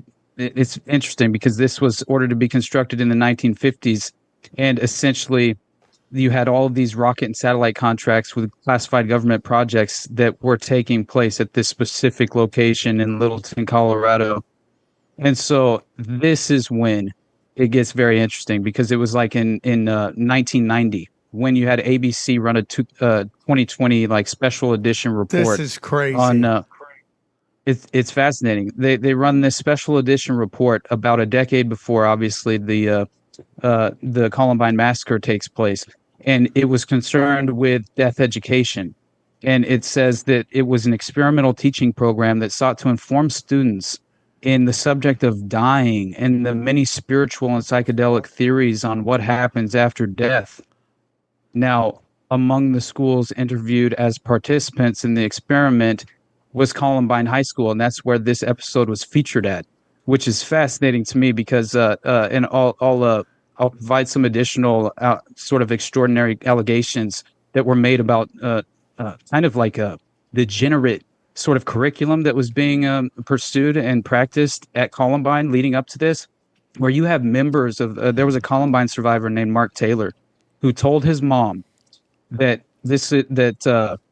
basically he saw at school, he saw the open use of drugs, right? He saw classes consisting of just watching MTV, teachers coaching students on how to have better sex, and discussion of witchcraft is what he tells his mom, suggesting possible links to basically covert operations involved in occult trauma programming, which to me, I know that sounds outlandish, but if you consider the McMartin preschool trials that took place and how much that was obviously a part of what was being conducted in the underground tunnels, which were clearly later on proven to exist. But Mark Taylor also claims, again, remember, Columbine survivor, that obviously the shooters, and this was later confirmed, were on this specific SSRI. This one was called Luvox, right, which is similar to Prozac. And then in 2008, you have Mark Taylor, the Columbine survivor, who's making these allegations, chemically lobotomized and institutionalized in Aspen after an alleged mental breakdown in a bookstore. Oh, it's my crazy. God. Yes, they say that he had in a bookstore. Yeah. That do you know the circumstances surrounding that?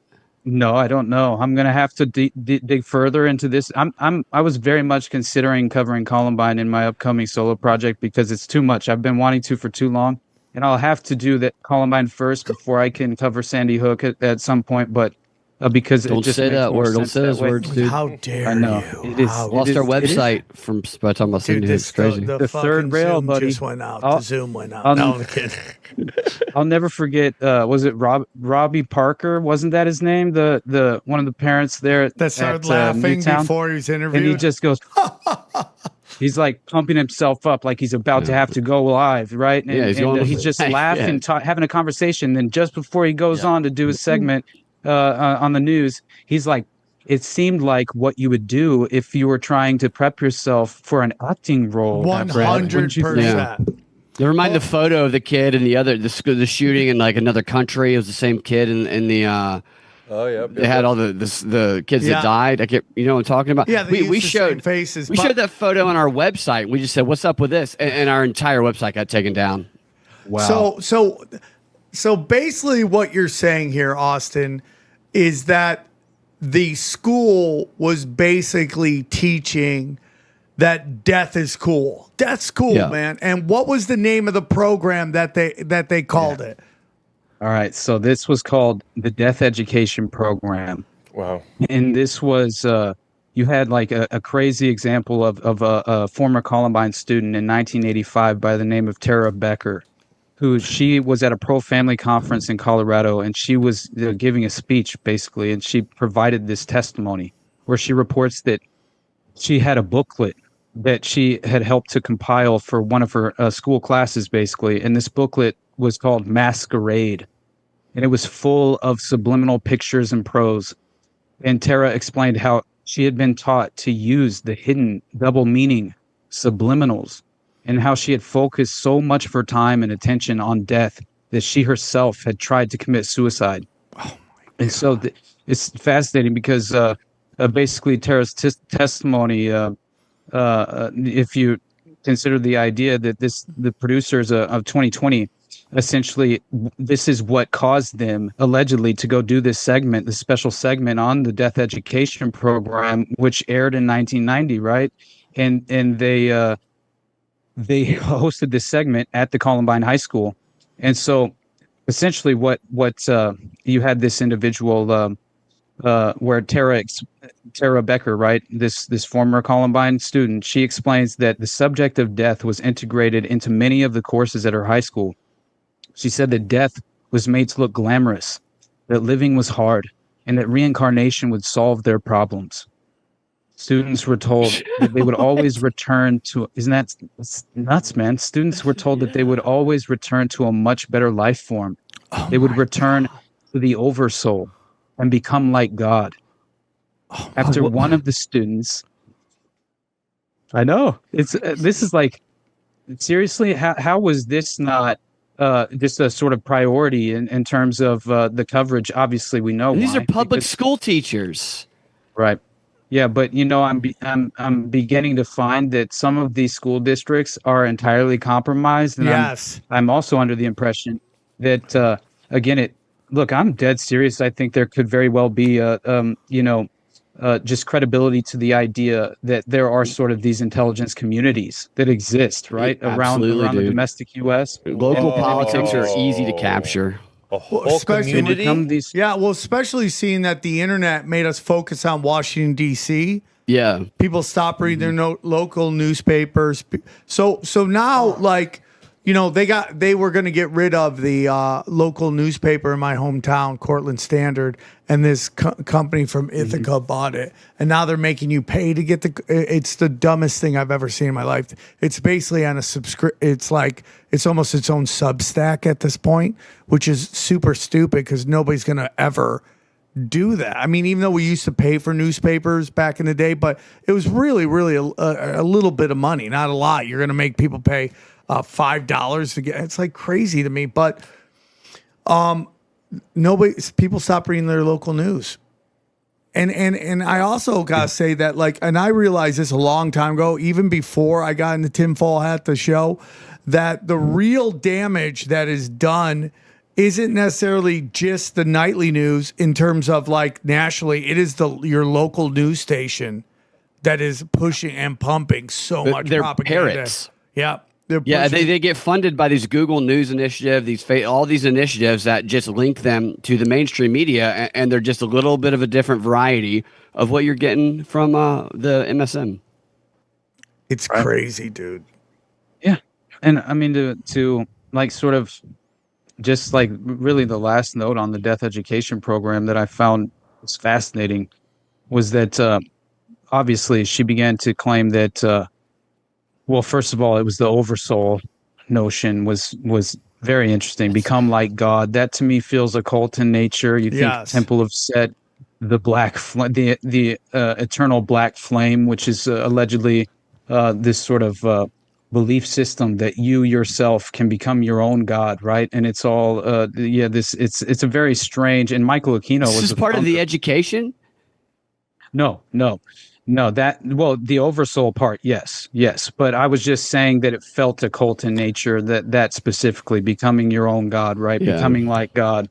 And it fits the pattern of the New Age, I believe the New Age esoteric ideological system of control. That's what it truly is. It was designed for this purpose. It was to effectively, sort of lay the groundwork for the general public to embrace this inverted moral framework, right? Where these inverted moral values, right? And essentially embrace this upside down kind of more. It's a society that is clearly a deliberate, strategic sort of operation of degradation, right? Separate from God and family and make people vulnerable so they can be controlled by those who are manipulated. I mean, even though AA has saved my life and it's an amazing program, if you study the history of AA, the Rockefellers funded it. And you get into, one of the one of the first couple steps is coming to an understanding of a God of your choice. And I understand why they do that, because some people come in with a real problem with God. So they're kind of saying like, just believe in something. I totally get that. But that is occultic. Absolutely. And you consider who was the founder of the Temple of Set. It was Michael Aquino. And what did he co-write? He co-authored that very book. It's called MindWar and the Psychology of Victory, right? As far as this came up in the Omar Mateen episode that I covered, which is crazy, but I started with From PSYOP to MindWar, the Psychology of Victory, which he co-authored as the PSYOP research and analysis team leader, which is crazy. But again, he was former high-ranking member of Anton LaVey's Church of Satan, right? And understanding that clearly you would want to create these sort of out of whole cloth. If you're the intelligence agencies, you would want to create these sort of occult organizations to administer and sort of, I think, usher through these pipeline. Yeah, absolutely. But it's another way you can kind of like one, if you're considering the effect that would have on the general public, if you claim that there are connections to this sort of occult organization, at face value, people seem to sort of turn a blind eye to those allegations because they already seem extraordinary. And that feels by design as well to a certain, at least there's a certain element there. Yeah. Yeah, they create this framework of society that people live within and things that are outside of it that they would never believe because they themselves would never do them, which enables those who are in power to operate completely outside of them and do them all of the time. Yep. That's exactly what it is. I would never do that because I would never do it. Mm-hmm. Bill Clinton would never do it. Barack Obama would never do it. George Bush would never do it. An army of kids aren't crawling into my bed because I'm so sexy. Yeah. That guy. Just crawling in wanting it. It's just crazy to me. It's a psychological warfare on children because they're most susceptible. And you know, again, if you get into, you know, sending in cross-dressers to read the kids, like that's done purposefully to kind of confuse children. Because children, I mean, here's the thing, dude. It's just like when the evil of like a child pornography, dude. It's so gross. It's so gross because those kids can't say no. They're just physically can't fight back. If you have a kid who's 5 years old, you go to bed. Guess what that kid has to do? Go to bed, because if not, you're going to pick up your child, go, it's time to go to bed, put them in their room, close the door. They can't. They can't fight back. So you have these scumbags who can't talk to adults, so they have to talk to kids, just physically imposing themselves on them. It's gross. It's so gross. Definitely. I think and parents can be oblivious to it as well. Like it seems like some people are so obviously predators, but they get so distracted that they don't even recognize the situation their kids might be in. Well, I always say, if you're a grown man, you have child, and you're creating child entertainment, and you don't have kids, that is very weird. Cash Patel's book, dude. That's the same thing. That's the same thing with Disney adults. Yeah, who go there. Who just go. I don't care if it's you and your girlfriend. If you don't have kids, why are you there? Nerd. It is strange for sure. It is really weird. You know, because a lot of guys get into entertainment because they want to get chicks. They think it's a great way to get women. So if you're a grown-up adult, and why are you making kids programs? Yeah. I mean, that's the same with Paul Rubens, right? It's clearly troubled guy. 100%, and he just like gives it away. And like it's so crazy how if you watch that thing, we've talked about it, Johnny. The first episode is kind of fluffy and I almost couldn't get through it. I was like, oh, this is boring. Who cares? Yeah, and then the second one is dark because he won't participate in it. So the director gets to do the doc he wanted to do without Paul Rubin, you know, stopping him left and right. And it's a way different vibe. And, you know, it's just like, dude, when you tell me that you purposefully put in homoerotic stuff into your kid's show, that says to me anything's on the table. So with kids' show, do you think it should just all be animated? No, that's not what I'm saying. No. I'm just asking because it's like when you have who's that? Dan Schneider, all that your adults are around kids. Who's recording? Oh, okay, adults. I get what you're saying. You say if it was just all animated, you would avoid a lot of that if it's just all animated. Yeah, but you still have to have voice talent, though. And I mean, most of them are women that pretend to be little boys, but I don't. I just don't even then, like the Rescuers, that Disney film from back in the day, dude. You see that we just talked about it on Already Dead on Tuesday. There's when we showed the clip, you can pause it. And it's so quick. It's subliminal messaging for children. You see tits in a window, and as the mice are like coming down this I forget they're like it's coming Fight down Club. a staircase. Getting that dick in. That's Fight Club.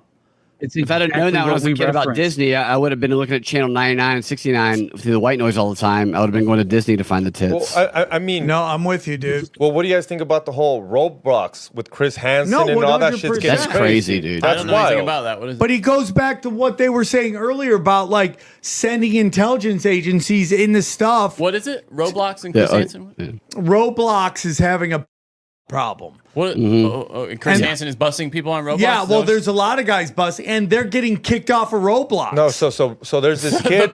Getting kicked off. Yeah. So there's this kid that's a vigilante technically, and he has like. He's a kid? No, well, he's like 19, 20, and I guess he on Roblox got into some like pedo stuff with his mom, whatever. So he becoming a vigilante, and he started getting these predators, and Roblox literally did an assist and a sue or whatever, where they literally came at him and sued him for using their platform and doxing it because obviously it's showing that there's a problem on Roblox and they don't like it, so they sued the kid. Cease and desist. I got and you. everybody. So what the problem is that Roblox need to have a certain amount of users on there to get funding from to have people keep investing in the game. Literally, if you get rid of all the pedos, dude, it all goes away. They got the numbers behind the scene. They know, like, hey, 10% of our audience is pedophiles. We got to keep those. My daughter, dating apps, dude. Dating apps. They found that they're all it's all bots and dudes on there, and they don't kick off the bots because they need the women, the fake women. To, well, that was the thing with Ashley Madison, right? Yeah, Ashley Madison, a woman would go there, set up a profile, get freaked out, get off it, but they would zombify it. Yeah. And there's this thing that even Twitter does it all the time. I guarantee you, there are bots. A dead Twitter accounts that are just sitting there and they wait a certain amount of time. If you haven't used it, they zombify it, right? They zombify it and then they use it to troll people. Or they just make fake ones. Totally. Or they make fake ones, yeah. But my daughter likes playing Roblox and we're on her left and we're like, what's that? What's that? What's that? Yeah. And she and Dana goes, do you talk to anybody on the game? She goes, I have a friend on there. And we go, what?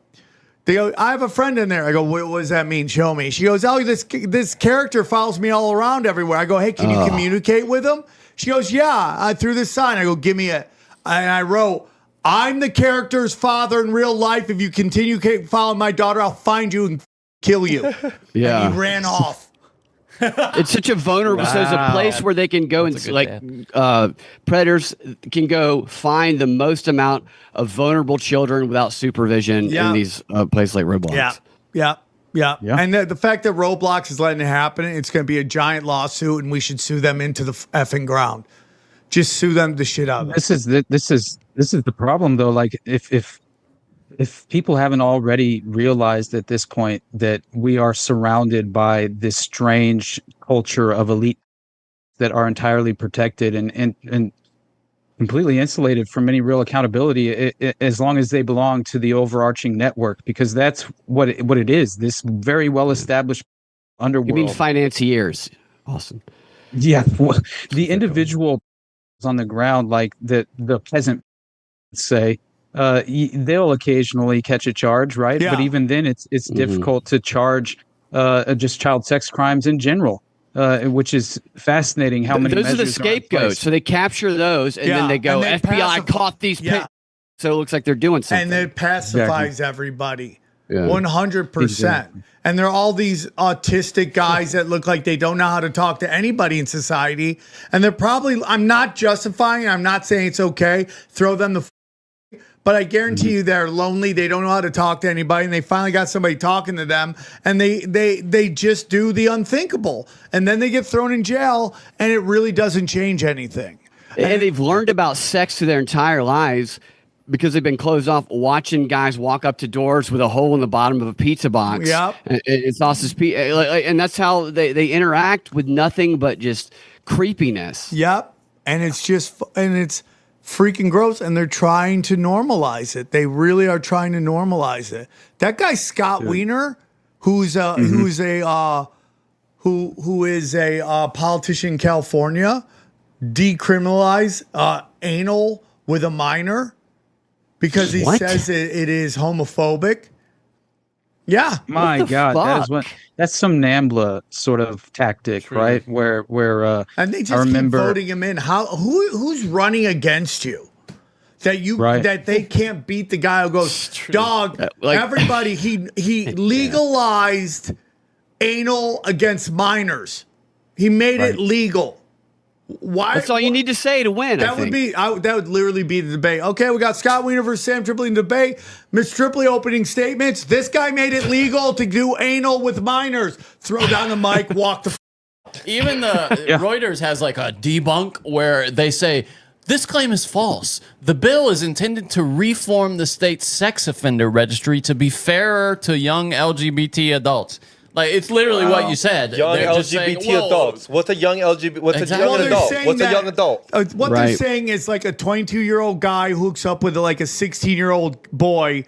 They're gonna do anal, and because that's his sexuality, he shouldn't be punished for that. And you're like, no. Yeah, of course you should. No, it's like he says, normalizing that type of stuff among young people. It's like the old school when it was like somebody being charged with statutory. They were 17, their girlfriend was 16, but now it's just like we don't want the people who are anally probing children to be wrongly charged. Yeah.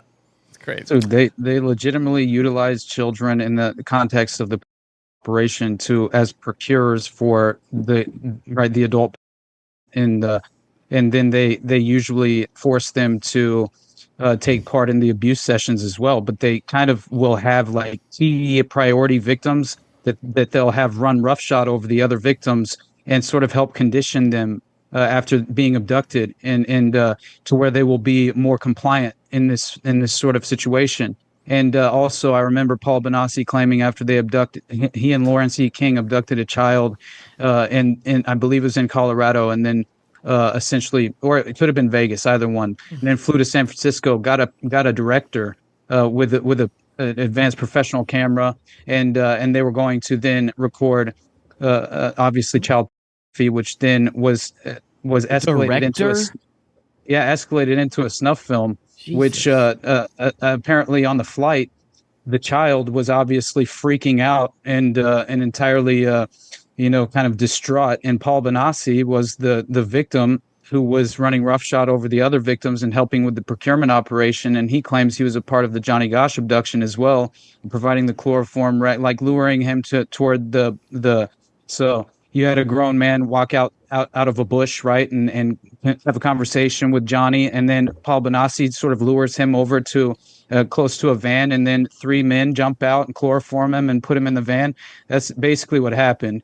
And but still, when what did he say whenever he was on that private plane with Lawrence E. King and he was conditioning the victim? He was asking him, "Have you ever had a sexual experience?" This is a child under the age of 10 years old, right? Like. And of course, like, just imagine. So how does Benacci get to walk around? Like, I've had him on my show. Right? I didn't know any of this. Dude, it's crazy. Paul Benassi was even the one who claimed that he was there at the foundation of NAMBLA, which I thought was insane, in Boston, Massachusetts, with the Catholic clergy.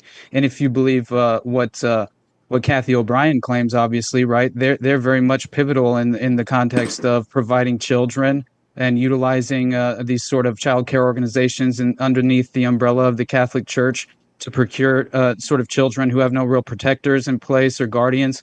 And then, it's another way to sort of access untraceable children who have no real, individuals following up on their well-being. And of course, that was Paul Jared Benassi, from Subway. She doesn't have any parents. Yeah. That's exactly so dark. I can't even look in. Yeah. It's so upsetting to me. I just want to go and just vigilante everything. Dude, that's what they target the vulnerable. One of the things Epstein funded, this guy Lawrence Crofts through Arizona State University, he funded this program, he created the Origin Project, and he put this guy he controlled, or whoever controlled Epstein, as the head of it, and it was a celebrity scientist symposium, and it led the culture. It ushered in the culture of trust the scientists. It was an aggressively anti-religion, anti-family organization designed to separate children from their parents and from God, and to have them glorify the scientists to trust so that they could capture them through these celebrity scientists. Yeah.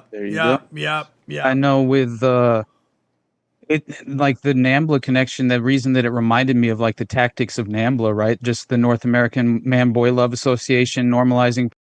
Like, by the way, the reason I mentioned on whatever this is on Monday, just the sort of Nick Fuentes and Destiny connection there, because they legitimately, Destiny was sitting next to Nick Fuentes, and he says that essentially they asked him why he was like hanging out with children, right? And he said, because, or like 10-year-olds, I think. Let me find it real quick, because it's crazy. And he said 10-year-olds are hot.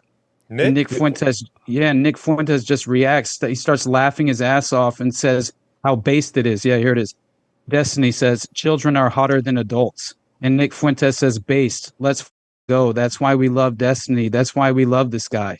And I was just like, I'm out on Nick Fuentes. I'm out on him. Right? Like that just disgusted me personally, seeing something like that. But again, to me, the way that I look at like the warring factions of the alternative media personalities, it seems like they all receive this upward mobility with their sort of like, it almost feels like kayfabe, right? They're at odds. now and now everyone's prioritizing this as some sort of we need to cover the fact that Candace Owens and Nick Fuentes are not getting along. Oh, you found it, Johnny? That's why we love him. That's why we love this guy. I don't know who Destiny is. I don't get why he has a following. Sorry, Brad. Oh, he found the clip. Did you want me to show that video? Yeah, can you find it? Oh yeah, I have it right here. I can. Yeah, if you want to share it, yes, share it. I was going to play it. Okay. Sorry, Brad. I didn't mean to cut you. Can you bring it up? If you can share. Yeah, I'll it share right now. Hold on. And not trying to defend Nick at all, but is this if you don't super have it old? at hand, I can send it to you in the chat. Is this super old? Because according to him, he's changed. He's not as crazy as he is. That's why Candace and them have him on and shit.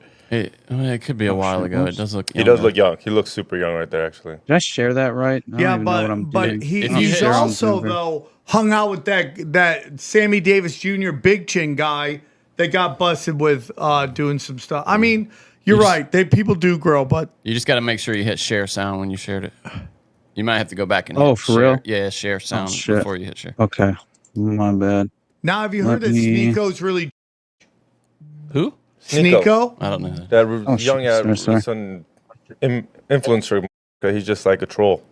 Like, I'm surprised you've seen him. If you've seen his face, you'll know exactly who it is. Dude, I'm gonna reshare this real quick. He produced Kanye's Cuck album. Oh yes, okay. I saw him all with Kanye in an interview. Yeah.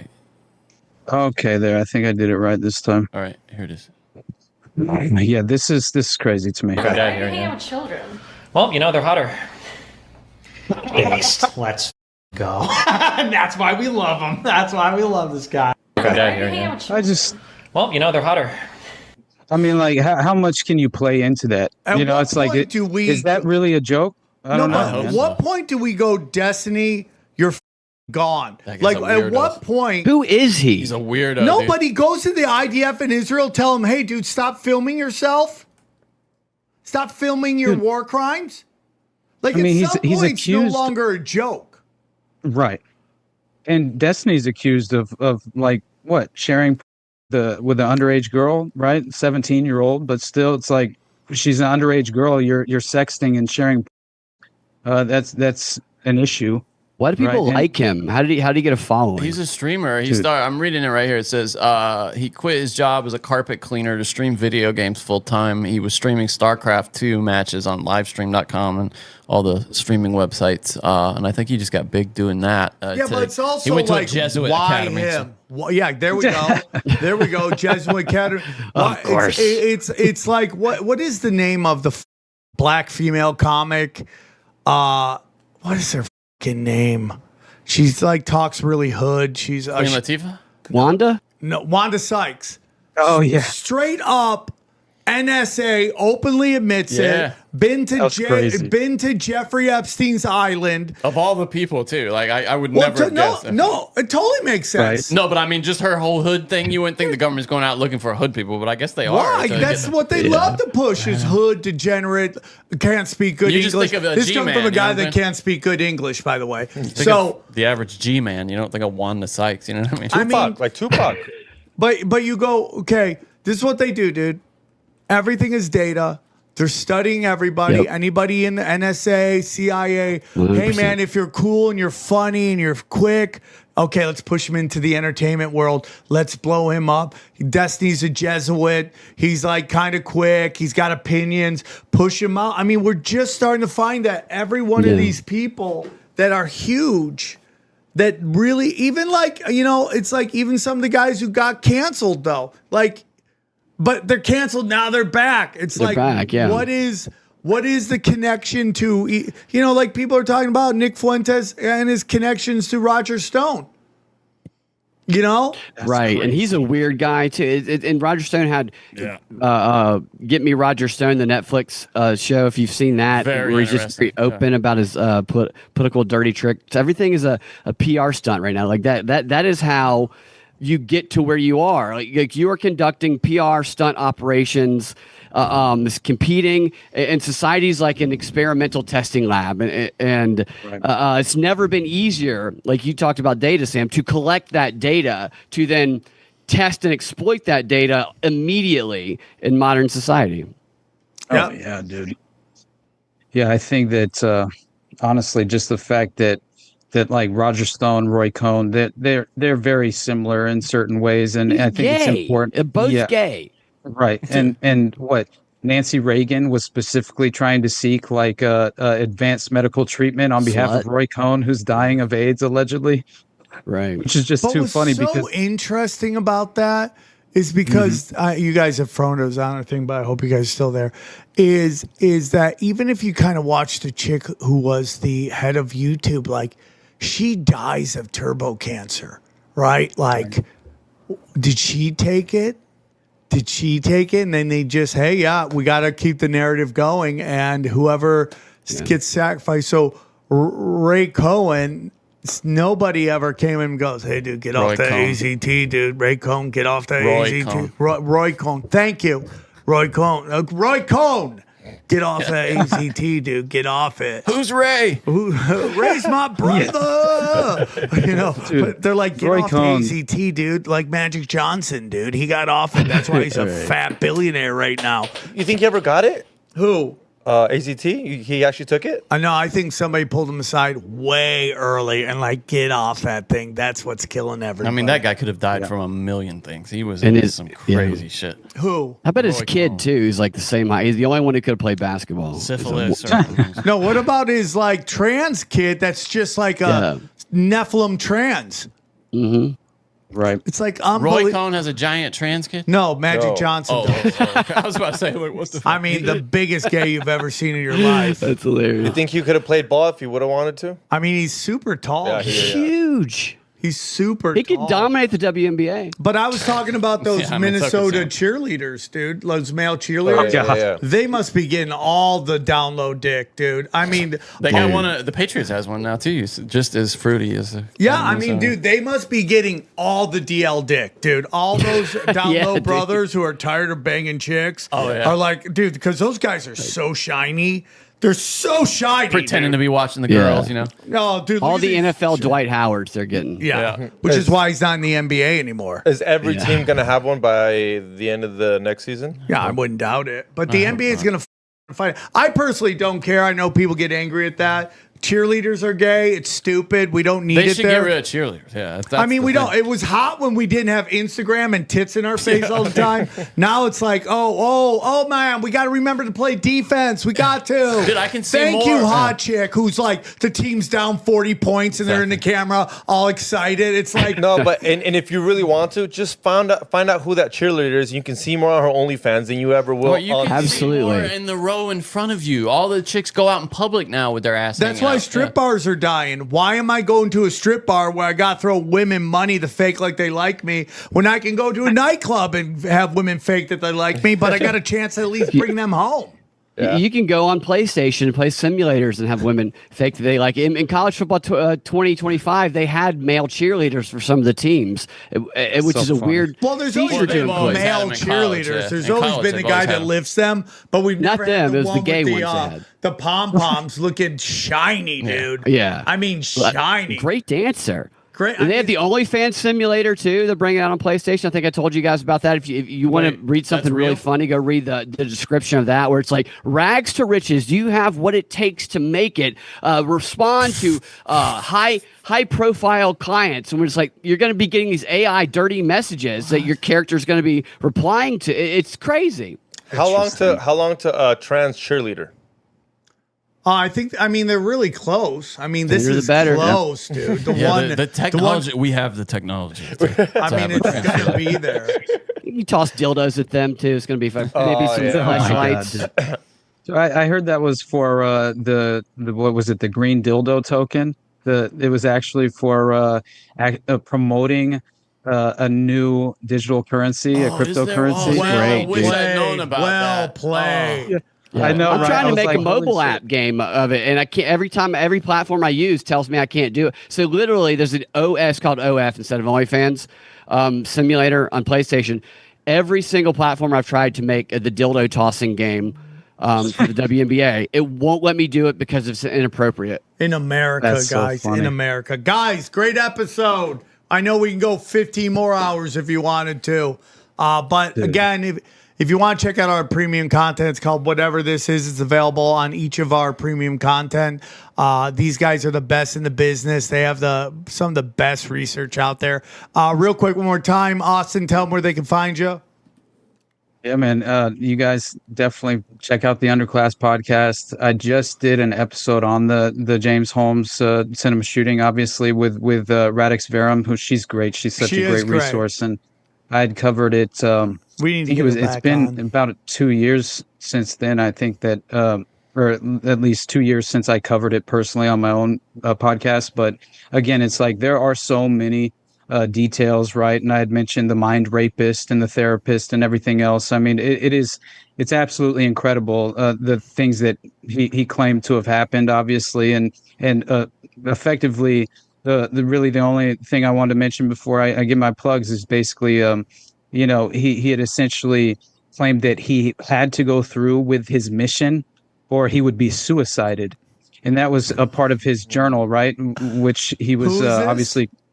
This is James Holmes, and I wanted to show you the revelation of the method of the 1986. I pulled the 2 pictures of a comic book from 1986, and I just wanted you guys to see it because it looks like it's directly a window into revelation of the method, and this was some sort of like. Us. This is like when a black comedian introduces you. His intro has like 15 jokes in it that he didn't get out.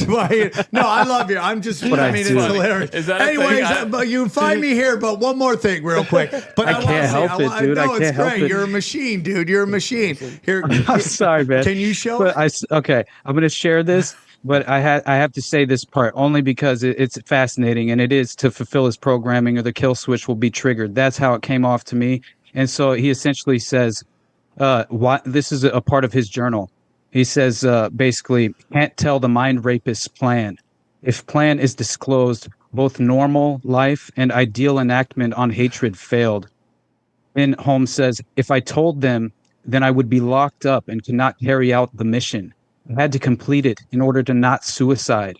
Now, he also claimed that he was being followed by federal agents, right, the FBI, and that at the time of the massacre, and that he had hoped, this is the reason why he paused just before re-entering the cinema, he had hoped that they would apprehend him at the theater before he could carry out his mission. And he had even claimed that he had witnessed vans, right, essentially that were surveilling him. Yeah. And he himself had witnessed federal agents who were working on behalf of the FBI, who were effectively a part of that surveillance operation, which does make sense. But when he goes into obviously the mind being mindful and the culture rapists, it's very interesting. And I think it's important, especially because Adam Lanza refers to his therapist as the rapist as well, the mind rapist, It's crazy.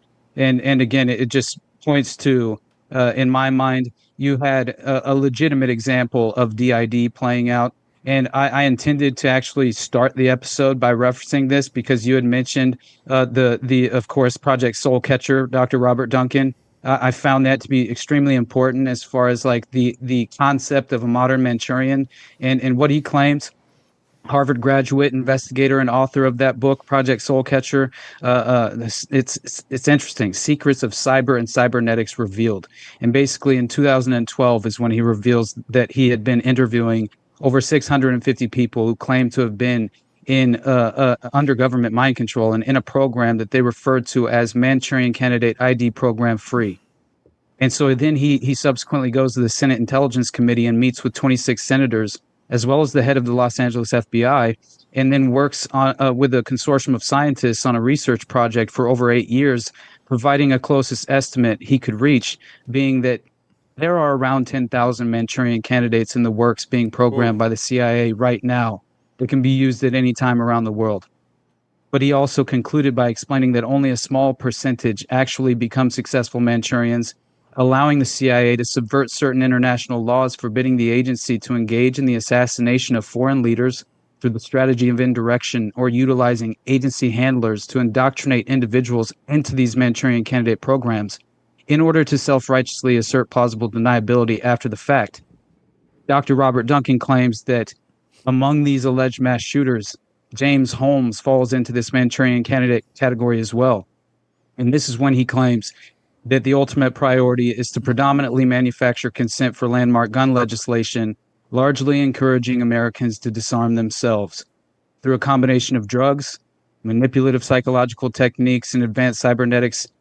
Clearly, he believes that, honestly, what he claimed was many of the CIA's, at least intended achievements in human behavioral modification research was effectively achieved through this, and that the modern day technology doesn't even require brain implants, but he does claim they work very well. And then he says that they actually rely much more heavily on post-hypnotic suggestion, and that one of their goals obviously being split personality spies, so they could pass information without knowing it, pass polygraph tests, use the voice of God technology, even while they're sleeping, to obviously program their subjects with subliminals and keep them in dissociative states as they're asleep. And that's fascinating as well. And so I feel like it's most important. This is what he claims, is that often these targets are manipulated through the use of microwave hearing effects or voice transformation, such as that voice of a dead relative, to implant ideas in the subject's mind, which they've already sort of like, sophisticated methods of, like, you can actually have an audiobook read by your dead grandmother, that type of. That's crazy. It is nuts. And so then he ends with the claim that neuroscience has become the modern battleground, where war wages on over the control of the human mind, cybernetic warfare. Yeah. And he says the 21st century will be known as the age of spiritual machines and soulless men. And I thought that was like profound, honestly. And then I personally described it as what we're witnessing is obviously the careful and systematic assault being waged on the human psyche, right? And that this was a sort of perfect window into, right, just the complete and total destruction of free will at a certain level, right? And I think that that's ultimately what people need to honestly come to terms with, is that the level of sophisticated techniques that exist and have been pursued for so long at this point, that it's hard to even conceptualize what they're able to accomplish and achieve, right? And again, it's like, imagine if you could pull up and through radio, essentially electromagnetic frequencies, you could subliminally program a priority target to then effectively go in and act out their set of instructions in the subconscious mind as they're fracturing into two. I always think of that individual who, like, broke into that Colorado amusement park at night and then just went into the women's restroom and wrote on the mirror basically that he had to suicide himself so he could reject his programming, basically. And to me, that fits very perfectly with how many of these individuals waking up like a Tamerlan Tsarnaev of the Boston Marathon bombing, not knowing how he got to certain places, fracturing his mindset. He said his mind was fracturing in two. He couldn't account for all these losses in time. I mean, it makes a lot of sense, obviously. But do you have the comic book? Yep, I'm sending it right now. It's actually, I had taken the pictures. Can you share it from your computer? Do what? Can you share it from your computer? Yeah, I can share it. Yeah, do that. Okay, and this is crazy because it's I just took the screen caps and then I sent it to my email because there are two specific pictures that I think are very important to actually look at. And again, it's fascinating to actually see. Did I share that properly? Yeah. Okay. Wow. So first of all, hold on. Let me actually pull this because basically you have right here. It says this is what I had sent myself. So specific comic references for James Holmes. Media speculation linked Holmes' actions to specific Batman comics, notably Frank Miller's 1986 The Dark Knight Returns. In this comic, a character named Arnold Krimp commits a mass shooting in a theater after losing his job, drawing these disturbing parallels to Holmes' actions. Oh my God. Additionally, Holmes' use of smoke bombs during the shooting also mirrored tactics displayed in the comic. Now, this is just a picture. Pull up. I wish I would have cropped it with a picture of James with the orange hair because he dyed his orange hair. Obviously, yeah. And everybody thought that was the Joker. Exactly. So you think he read that comic? No, I don't necessarily think that he did. It's definitely possible that he did. I'm trying to make this go away. Hold on. It's fascinating when you try and read through this a little bit because the scene itself is nuts. He said, It says Arnold Kremp fingers the cold steel. Dude, it's such an interesting sort of comic that hold on, let me get this to actually. Oh, he's at a theater? Yeah, he's at a theater. That's where he commits this mass shooting. It's super crazy. And so essentially, and it's what Satan. There used to be a porno theater near my house, and when I lived on Melrose, just on Salamanca, and they'd have the name of the Studs. They would have the name of the that were playing, and one was Devil was a Bottom. Devil is a Bottom. How much was the video? I don't know. No, it was one of those. Okay, I don't know. We don't know. We've done. What did we do? Bathhouse reviews. That's on another show. Yeah, we used to do that. Yeah. Well, when my mom first came to visit me here, we were driving down the sidewalk walking down the sidewalk, and she was like, "Oh, that's a lovely theater there. Have you been in?" And I'm like, "No, Mom, have not been in." I can't tell you about Mom. Anyways, go on. Finish this. Go on. That's between. Yeah. So basically, it's just. Honestly, I'm going to pull it up on my phone because it's too difficult to read on the screen here because it keeps getting cut off. And I think it's just too important. And I took a picture also of like the Minneapolis mass shooters. He had drawn a picture of like it looks like a Baphomet almost is rising out of basically this sort of crypt. It's very strange, but he himself is like opening the crypt door and allowing him to come forward and rise out of the this is very interesting. He has an AR on his back. But anyway, so this specifically says that Arnold Kremp fingers the cold steel, thinks in his pocket and stares at the movie marquee and does not throw up. He thinks about Led Zeppelin and how they are trying to kill him. He had not known about Led Zeppelin until Father Don on TV had explained it last night. Father Don said that Led Zeppelin hid a prayer to Satan in their song "Stairway to Heaven." They hid it very. Hold on, shit.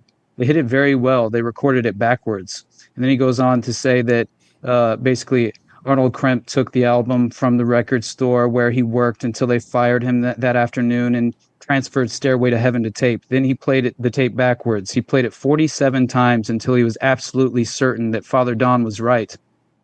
But the young girl who was painted like a whore didn't believe him. That was this afternoon in the store. He explained it to her very carefully. She said awful words. He lost his temper and broke the record into 4 pieces that were exactly the same size. The young girl who was painted just like a whore screamed for the manager, and the manager walked out from the back room and wouldn't even listen and fired Arnold Kremp. That was this afternoon in the store. Every morning and evening until tonight, of course, he had walked 6 blocks out of his way to avoid this neighborhood. It's worse than he imagined, and he's holding his gun. Now, there's a spiral symbol that's behind him while he's standing in the midst of individuals in a theater as well that really reminds me of the coded language, right? The coded symbols that they use.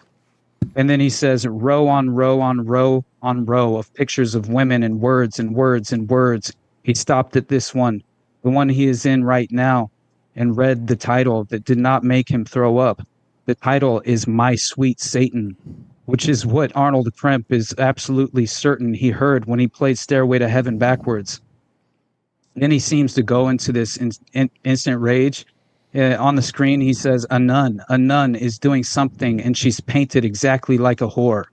And then it's a picture of a newsman providing a newscast with the bat signal behind him, and it says, 3 slain in Batman-inspired theater shootout, details to follow. But that alone, the imagery, right, the likeness to me in terms of the actual character, and if you look at the sort of strange faces in the background behind the individual perpetrator, right? It's interesting. They look like mannequins almost. It does. But again, it's like, what did James Holmes claim? He wanted to sort of distance himself from the actual consequences of the deaths taking place. He didn't want to hear the screams or make eye contact whatsoever. He was actually concerned he would have unintentionally harmed a child, which That's why he wore the mask? Is that what you're saying? Well, I'm still under the impression that he was programmed to Patsy, standing in a hypnotic trance, waiting to be apprehended by the authorities with a strange stretcher underneath his vehicle. it's very strange. And what did the individual the individual police officer who conducted the arrest, right? His name was Officer Justin Grizzle. Shit, I thought it was gonna be Israel again. Right? No, he straight up says that James Holmes just looked at me and smiled, right? And he looked as if his eyes were extraordinarily dilated, is what he claims, right? He didn't seem like he seemed like he was in a trance, which is just so crazy. I mean, that's the same thing with the Paradise shooting, dude. That same thing with Mark Chapman. The same thing with all these guys. They don't run. They're frozen. They don't know what the just happened. And this is how you manufacture fear in people. I mean, all these serial killers, I think some of you guys came on and talked about, they all have military ties. I mean, it's absolutely insanity, dude. It's all astroturfed fear, dude. Totally. Exactly. Right? It's all astroturf fear. The craziest part of that comic book is how packed that theater is. It's a lot of people. I know, right? Watching pornos. You need a lot of rags. A lot of people. The good old days. It's always used fear as a tool to manufacture consent for dystopian legislative action, typically. And usually it is landmark gun legislation, right? Which is effectively being pursued even at this moment. That's all they're doing right now. Is just like, oh, dude, we people want gun laws. And it's so lucky that's on MSNBC and nobody watches that dog shit anymore. So they're like screaming. MS Now. Yeah, MS Now. Miss Now? Is that the name of the Minnesota Vikings cheerleaders? Yeah, right.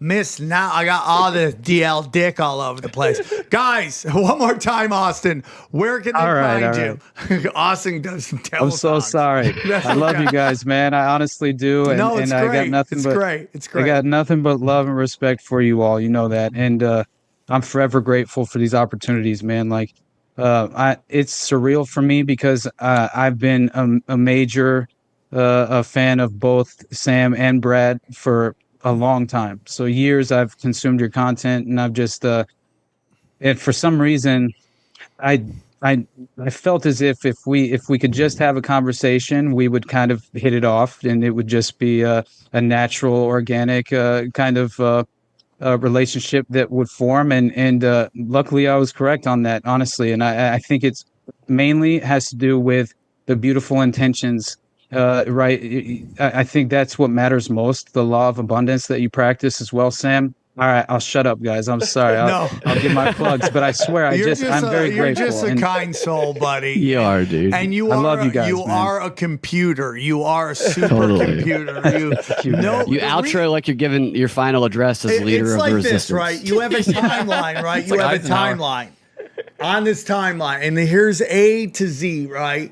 But each millimeter of that timeline is a little dot, and you press that dot, and it's just a web of more iceberg, and a web of more information comes, and then on each little piece of information you click on that, another web comes out, and it's just an infinite spider web of just information. That's how you work, dude. Hey, dude, I talk to myself all day. You go deep dive. We all have something. Brad, one more time, tell them where they can find you. You're filled with passion too, Austin, which is infectious. So I definitely appreciate that. That comic you showed made me think of the Trump villain thing from that 1950s show where there's a Trump character who's a con man who comes to the town, it's a Western, and convinces everybody they need to build a wall because otherwise the world's going to end if they don't build a wall. So crazy. And it's like, who is it? It's Trump. It's like, and there's a guy named Trump going, you better build the wall or you're going to die. His name is Trump in it?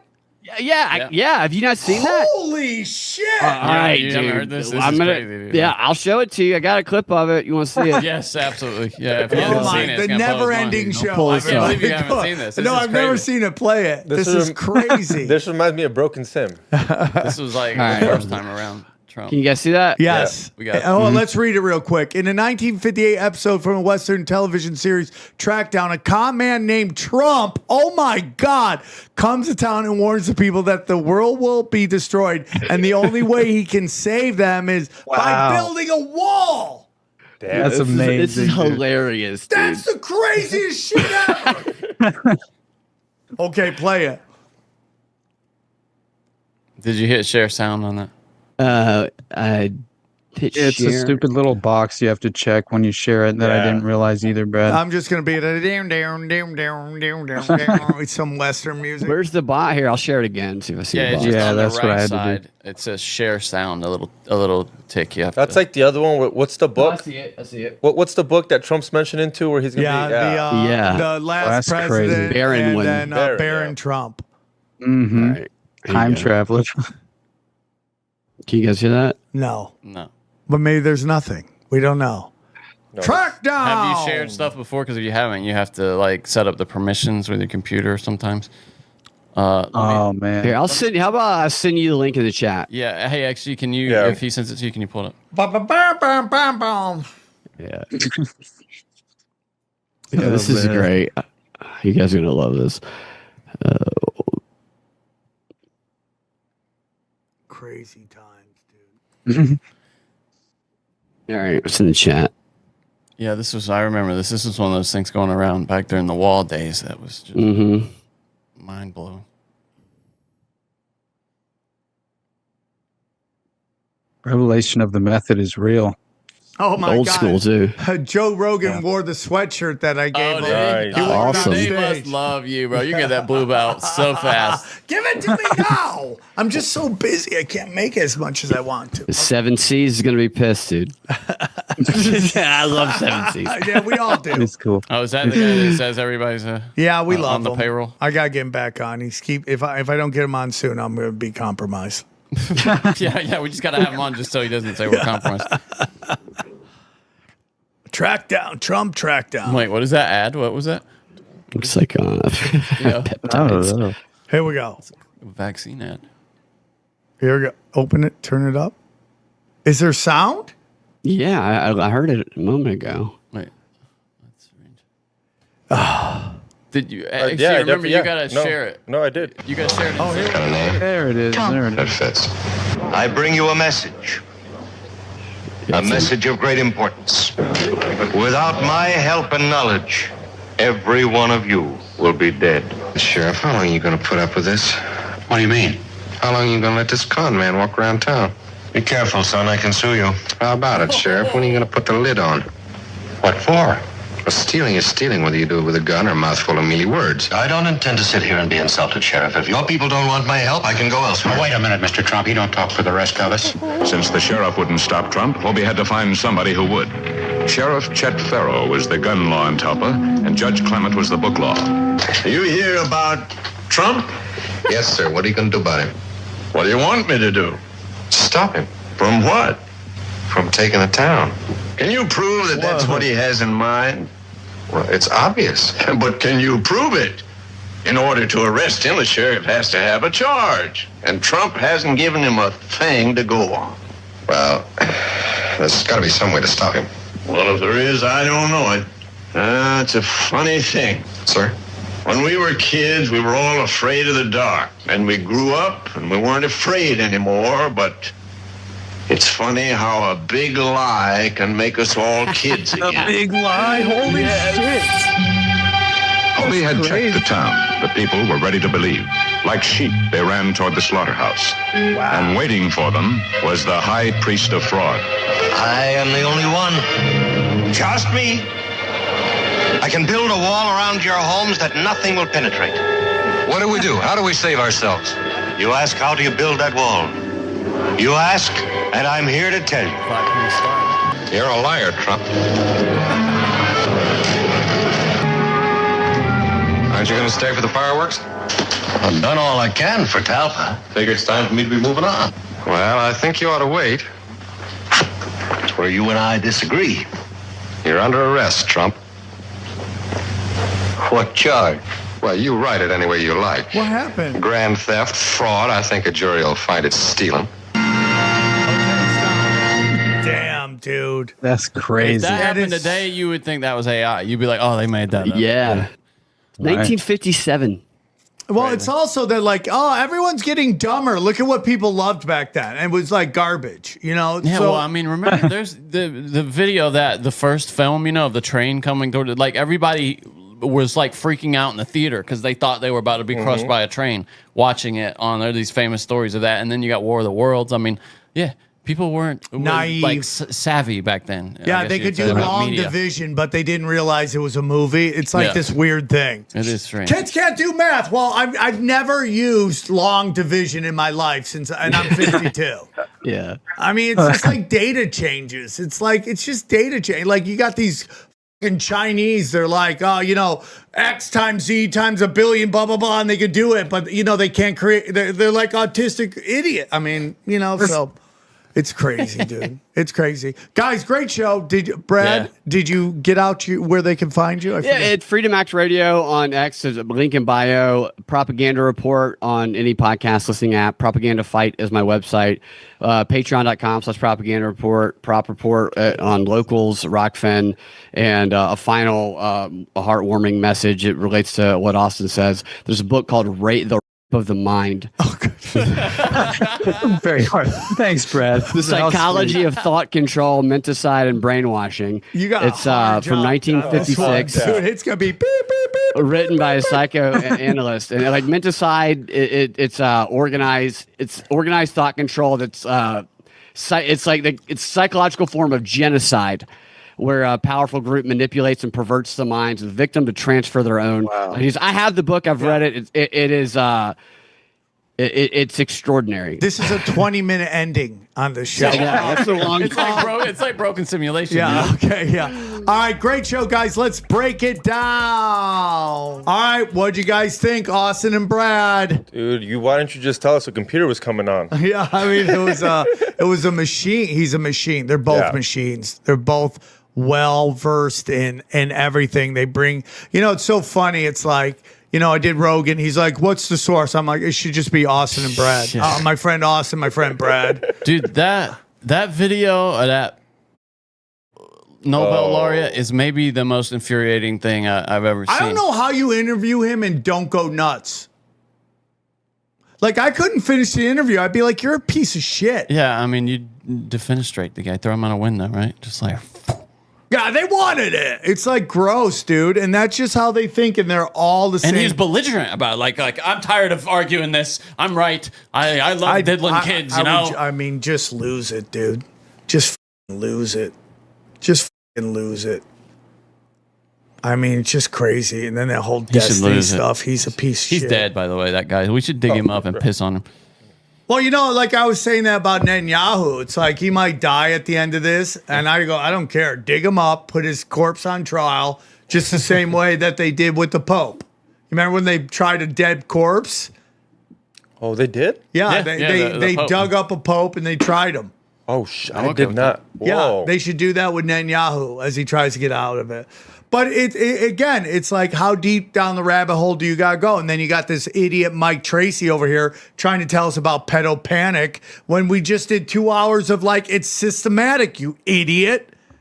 You dumbass. What a pedo panic? Is that like satanic panic? Yeah, that's what he's trying to do. He's trying to say it's equivalent. Yeah, he's saying it's equivalent, that people are losing their mind on this shit. And then I just listed like 10 different cases of where it's been. That again? Mike Tracy.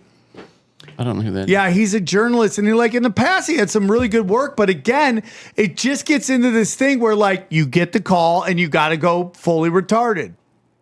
So okay, they have something on them, some blackmail, right? Obviously. Yeah. I'm just saying because you have Could to be an idiot. No, I don't know. I'm not going to say that. I can't say they have that on them. I don't know what it is. But you would assume when you turn around so crazy. No, I wouldn't assume necessarily that. I would some assume, people are just so contrarian. or some people are getting paid money, or he he realizes that at some point that he is getting artificially pushed in front of everybody because it's about everything's about reach.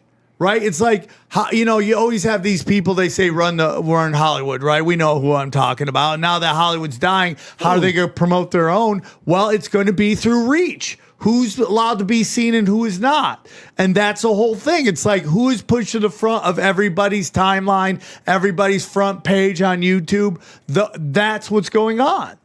I should change my name, huh? John Woodardstein. Yeah, Woodard Steinberg. Nice. They just go really hard into it. Try that. Woodard Steinberg Cohen.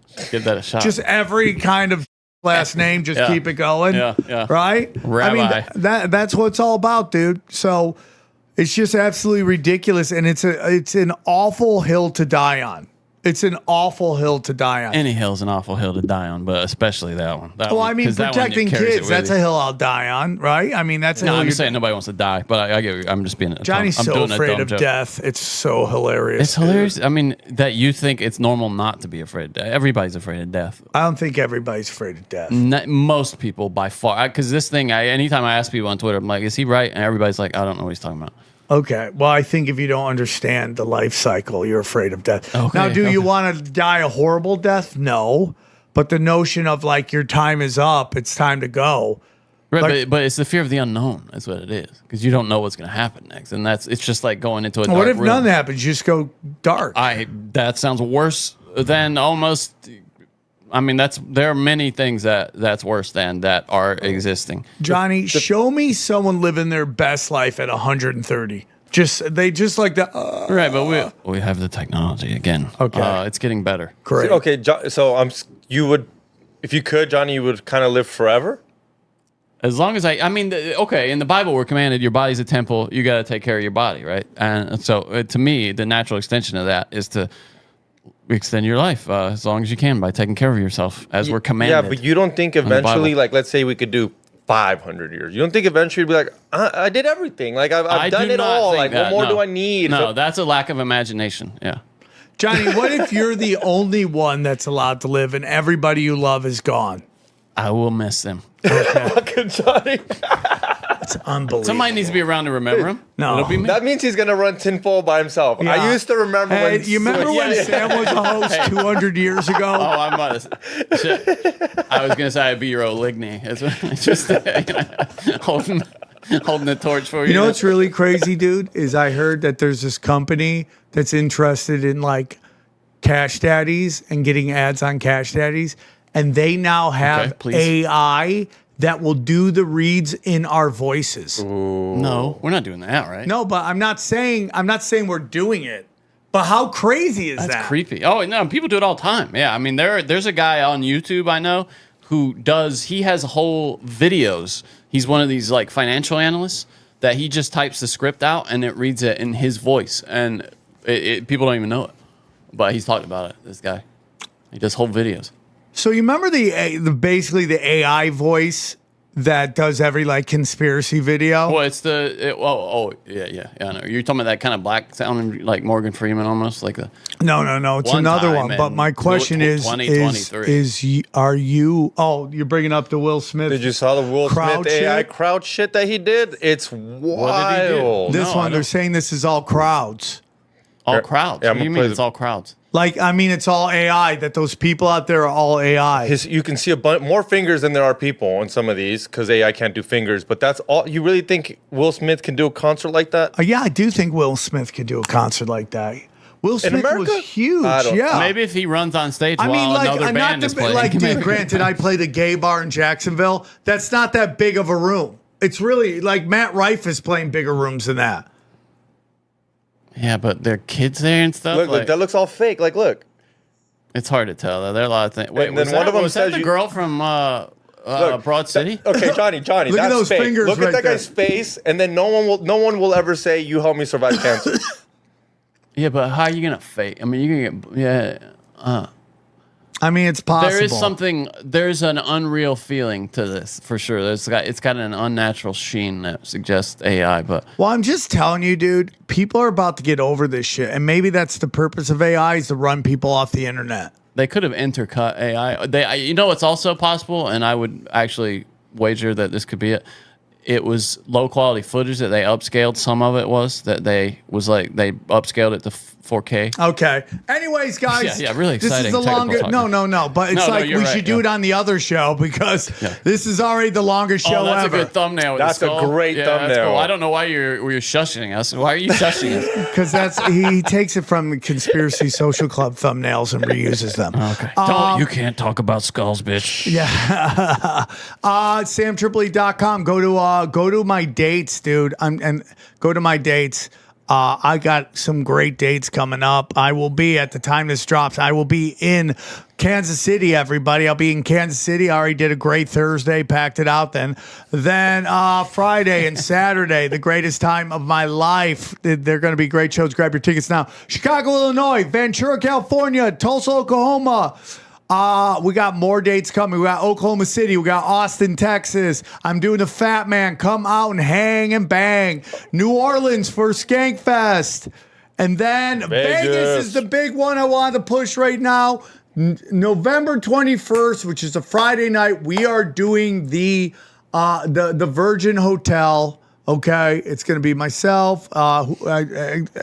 I mean, are you going to come, Johnny? Yeah, Johnny's coming. I would like to go to the football game for sure. Yeah. Okay. And I want to see you guys. We'll figure it out. But yeah, We'll that figure it hotel's out. fantastic. I've been there many times. We have XG will be there. This looks like a huge, nice, amazing room. Yeah, I played it before with the Naughty Show. It's really great. So Friday night's going to be the tinfoil hat comedy night. Couple really good restaurants in that hotel. And then, some really great stuff. And then Sunday night, we're going to the Raiders versus the Browns game. So go check that out.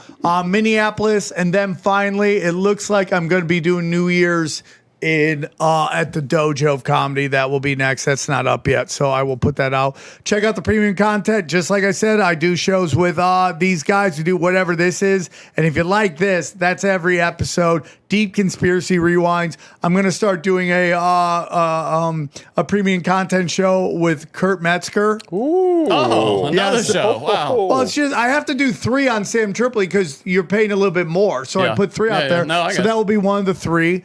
What is he putting on his premium content? Yeah, I think that's going to be the new style that I invented again, which is everyone do premium content together and just put it out on your premium content on our own. So, Oh, by the way, that scandal right there, I think your name is Vicky Pez or something like that. She got murdered by a guy that didn't remember doing it. Ooh. And they say the How many people you gotta timeline, kill? You don't even remember. Right? and the timeline in which she was killed, and then he went to the cops. They said it was too short a time, so they probably killed her, and then they walked him right into the police station. And he was like, I just murdered somebody, and he doesn't remember any of it. Cash Daddies, talk about it. How he is, killing it. It's. Ooh, The market took a little downturn, and he still had banked. Still banked. Yeah. Again, he loves putting the things in there. He's just watching it. Though. He's just watching NVIDIA. Okay. I mean, who isn't watching NVIDIA though? That's a great point. Anyways, go back, guys. I really want you guys to take a look at my Chaos Twins is coming out. I'm so excited about that. Chaos Twins is coming out. It's going to be we're finishing it up right now. So grab your second issue, and then finally, t-shirts. Can you go to t-shirts? I want to see what new ones he put up. If he put up any of the new ones, click it. Come on, click it or ticket. Ooh. Oh, PSYOP season. PSYOP season takes no days off. It's up and available now. Only $20, dude. We're cheap. PSYOP season takes no days off. That's now available.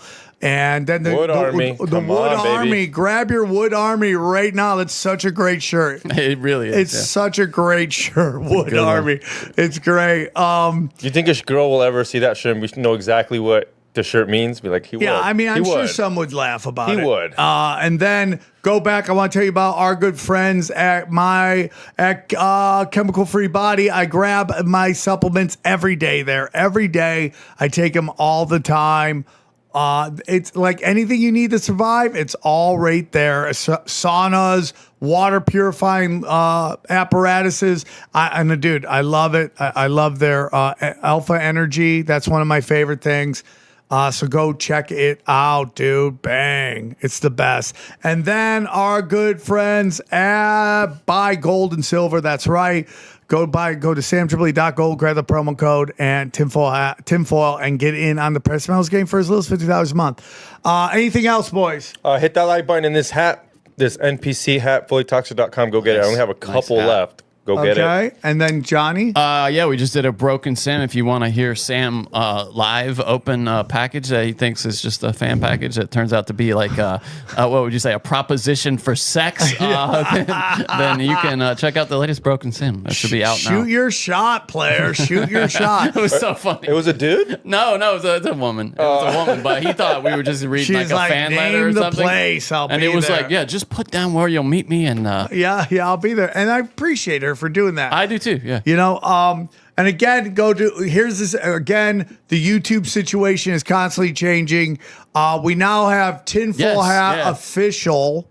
Okay, as we said earlier, Tinfoil Hat Official, and that is the fan. Well, it's Tinfoil Hat with Sam Tripoli is probably what you would search. But the there it is. There it is. Official. So upside down now.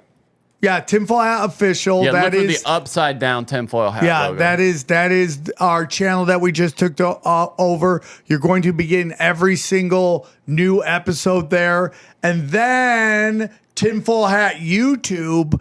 That will be where we will be putting old episodes and clips up. Maybe should we change that to Tinfoil Hat clips? Maybe Yeah, or something probably. like that. Yeah. Tinfoil Hat highlights, something like that. Or the bank. Tinfoil So Hat that's bank. where that's going to be going. We like appreciate the fan, who is a very feisty guy on the internet. We appreciate him giving us the YouTube. Yeah, he was a solid dude. He was easy. Solid to work with. dude. Yeah. We love He him. helped us out a lot in transitioning this. And- He was very patient with me, like while we had to, because I had to And, send him a dude, million codes. He to basically verify. saved us. Yes. Because we couldn't post on YouTube. So he did it for us, and God bless him. We're very thankful. So again, if they're gonna find it, Johnny, it's youtube.com at Tinfoil Hat Official. Yeah, / @tinfoil. At Tinfoil Hat Official. Let me confirm that. Yep, Tinfoil Hat Official. I got it Is that right there. Okay, Yep, is that how that right works? there. Okay. Yep, yep. It's dumb they make you put the @ in there, but yeah, that's how it works. All right, guys, enjoy the highlight. Here's a clip from the latest Broken Sim. Mark Maron's on a being a dick tour. Have you noticed this? Yeah. He's just going around just Out of spraying control. everybody. Well, What's it's his a problem, man? promotion thing that he wants progressives to watch his special, so he knows they all hate the Tree of Rogan, so he just goes out. It's the same thing Anthony Jeselnik did. They just know it's a great promotional thing, so everybody who hates those guys will run to it. And there's all these videos on YouTube about how that comedy is dying. Oh, the Rogans are dying, and they're all playing arenas. Like, what are we talking about? Yeah, I mean, his quote, when we talked about it briefly before, but this is from Vox today. His quote is, I think if Hitler was alive today, he'd probably appear on Theo Von's podcast, which is, I mean, it's a Mark joke. Maron had Obama on after he illegally assassinated Muammar Gaddafi and caused open-air slave trades, and is the reason why Europe is being flooded with migrants right now. They needed to clear out that area so they can just get them to go through. Then, and this is driving me effing nuts right now, he also had Hunter Biden on, who is like pictured with his dead brother's daughter in the bedroom, okay? Oh, and it was taking money from the Ukraine where child S stuff is happening. I mean, what are we talking about? This whole thing right now where all these leftists are going nuts talking about fascism. Like, where were you guys when Joe Biden was sending the FBI to Board of Education meetings to harass parents? Where were you then? Where were you then when Joe Biden was talking about it's going to be a dark winter if you don't get you know? And he was basically they were calling for people to be excommunicated from society. Like, where were you guys? Where were you guys when the Biden administration, along with the intelligence agencies, were going to these social media platforms and censoring people who weren't promoting the propaganda? Where were you guys? Like, get out of here, dude. I'm not, again, and the people going nuts on Trump and what he's doing in Washington, D.C., I totally get that. But just know Washington, D.C. is not a part of the United States. It's a sovereign territory, everybody. Okay? That's why they did in Washington, D.C. It's actually ridiculous. It's like, you guys have owned television forever. The progressive lefts have captured television, and the conservative rights own the internet. And that's why they're losing their mind, because they can't take that dog crap from the television and put it on the internet because nobody wants to watch it. I mean, stop telling me that people stop getting political. I can't stand comedians like, comedy's getting too political. dude, the progressive left have inserted politics into every single thing. We had kid shows where they're trying to push LBDGGKYJXX double minus plus multiply into everything. What are you talking about? Show me an Apple TV that doesn't have 1,000 non-binaries in it. I was just watching Silo last night, watching non-binary ethnic beat up guys. It makes no sense.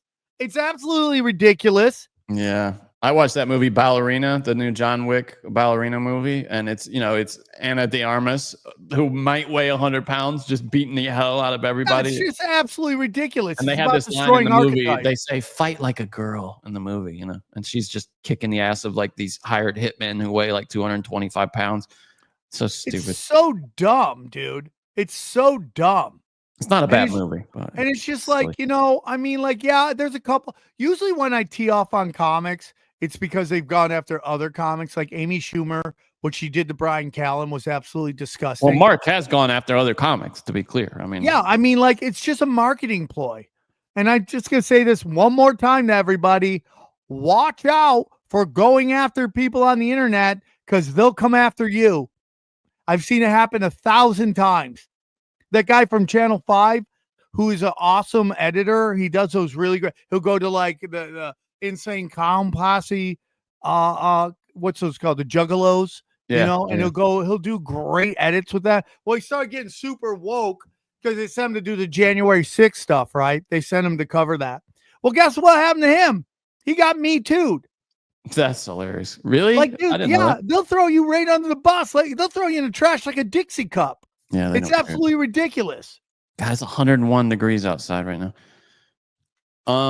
So we got a few more super chats here if you want to hit those. But yeah, Marin, I mean, he's just a hypocrite, dude. He's just a hypocrite. He sucks. I used to really like him too in his comedy. I love him. He's a very underrated comedian, but it's like, dude, what are you doing? It's like, what are you doing, dude? I mean, you literally said things are better without podcasting. You and I both know you wouldn't be where you were without podcast. Oh, dude, nobody know who he. I mean, he'd be back on that, Air America still or doing whatever. Conan O'Brien even after it got canceled.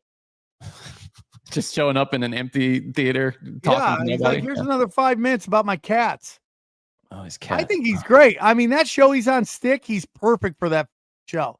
But it's like, dude, it's also this thing where I watched this thing last night, Johnny. I talked about this. It's on my premium content, right? Yeah. And it's Esoteric Guardian. They do absolutely amazing content. And there was one part of this video I didn't agree with, and I'll get into that in 2 seconds. But it breaks down the actual story of Pinocchio. And Pinocchio didn't ask to be born. Pinocchio is sent into, this world with rules. Okay. He wasn't created to be free. He was created to follow rules, which is the whole thing is like they're saying that's about birth. And that when you step outside of the game or the rules, you get punished by society. And that's part of Pinocchio's story. And it basically gets into that eventually Pinocchio realizes if he just plays the game, he'll get treated better. And that's why he becomes a boy at the end.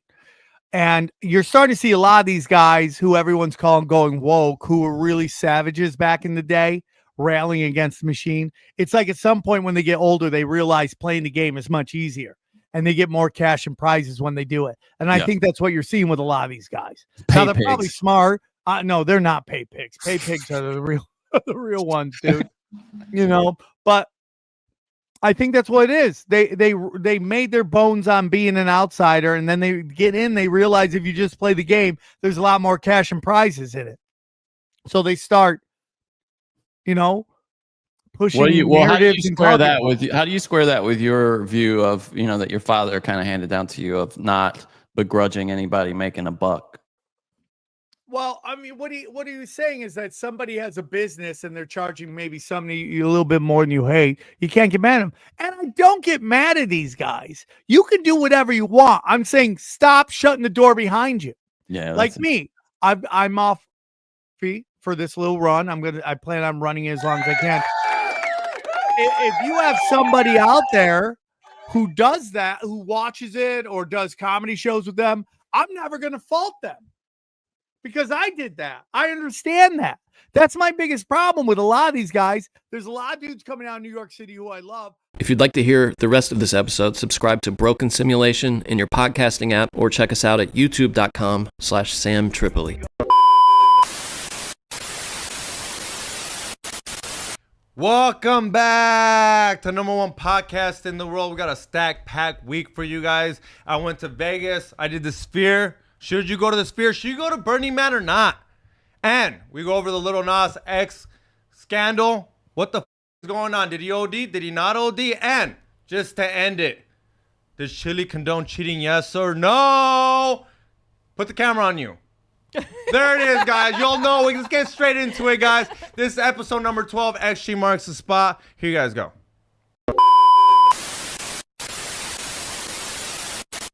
You saw the orgy dome go down? Orgy dome. So Burning Man has an orgy dome. Uh-huh. And I guess the winds took it down. What? But they're trying to bring it back before the festival's over. So they're asking people if they have like little extra tents. What is an orgy? Orgy. Come on, really? Orgy dome, like a dome, like a tent, a big tent with people go and do orgies. Yeah, I didn't know. It's like self-explanatory. Let me see. I had just seen the video. Maybe I could send it to you. But I mean, real like, fast. don't they burn like a guy at the end or something? Yeah, on Sunday. Can they do that with it all windy and stuff? Well, I mean, I don't really know right now. I hope so.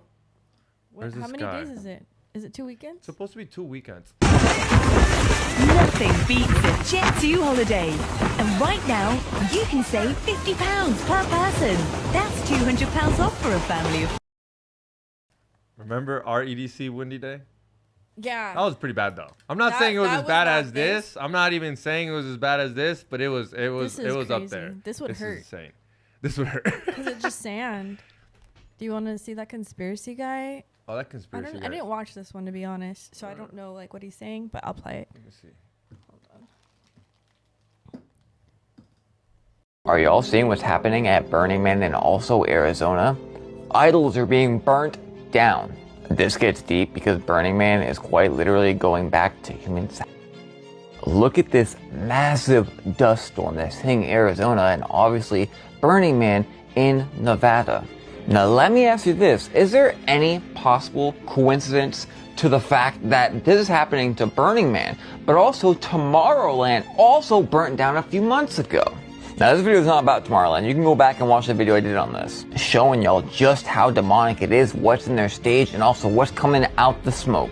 And fast forward to now, we're having a huge dust storm at Burning Man. Also, I believe 2 years ago, there was another massive storm where people were stranded and could not even leave. I wonder why all this chaotic stuff happens to Burning Man. I'm about to show you how Burning Man is an idol. Not just an idol. Oh my god. I don't even know what to say. The guys are like screaming outside. Covered. Things are flying around. It sounds like a zombie apocalypse. So y'all are basically saying it sounds chaotic, right? I'd like y'all to meet the Wicker Man. The ancient Celtics would gather people together and even go as far as to charge people with false crimes so they could burn them alive in a stick figure, always aimed to look like a man. And they would appease their gods with the people they chose or charged with false crimes, and they would burn them and sacrifice. Yes, Pig Latin. Human sacrifice. Oh, also animals were included in the humans in the Wicker Man. And this right here is exactly what Burning Man is based on. Crazy, right? Also, they're very near to the ley line where Crowley was summoning demons. You know, the Babylon working to the Moonchild ritual. All these festivals are nothing more than pagan, occultic rituals. What do you think about this? Have you been to any pagan occultic rituals? Let me know in the comments. I remember my dad telling me about Ozfest back in the 90s, and he saw literal demons, real demons walking around in the crowds. And I'd be willing to bet that me as well as y'all have some similar stories. Let's hear them. Calm down. What do you mean calm down? Calm down. Calm down. The demon story at the end. Those girls are still really pretty to be covered in dirt. Yeah, dude. Yeah, they're both getting it. You think that they're in the orgy tent? Huh? Do you think they're in the orgy tent? Like girls like that, or you think it's like I don't know what to think about the MILFs? girls at Burning Man. Like I don't know. I don't know if they'd be real slutty because they're very spiritual. So maybe it's like you have to They probably smell a little. but Those girls were really pretty. I mean, she had like. you also need a lot of money. True. I think it's at least. I mean, I don't think you could go out there without at least dropping at least $1,000. Way more than that. No, that's what I'm saying. Like the least. Like if you're a hot chick, if you're a hot chick, the least is $1,000. Like I don't know how even on just outfits. Yeah. Like it's at least $1,000. I would say between 1,000 to 10 racks. I get you. Yeah, but there's no way you're going out there for free at all. Even then. Yeah. No, but that would be. That's why I'm like, I don't even want to risk it. Like I'll do the second day because the second day doesn't matter camping, but I don't want to do the first day. Well, only because like day trip is just fun. I just want to hang out with you guys and like be out. But this one I actually care about the lineup. So I know you're all excited about all the dubstep. Who you excited to see? Let me in on some dubstep. I don't know off the top of my head. I gotta. Go deep, homeboy. Aaron, open your mind. Drink from the fountain of knowledge. There's lizard people everywhere. That's some interdimensional shit. Wake up, Aaron. This is only the beginning. Dude, you just blew my mind. Tinfoil hack.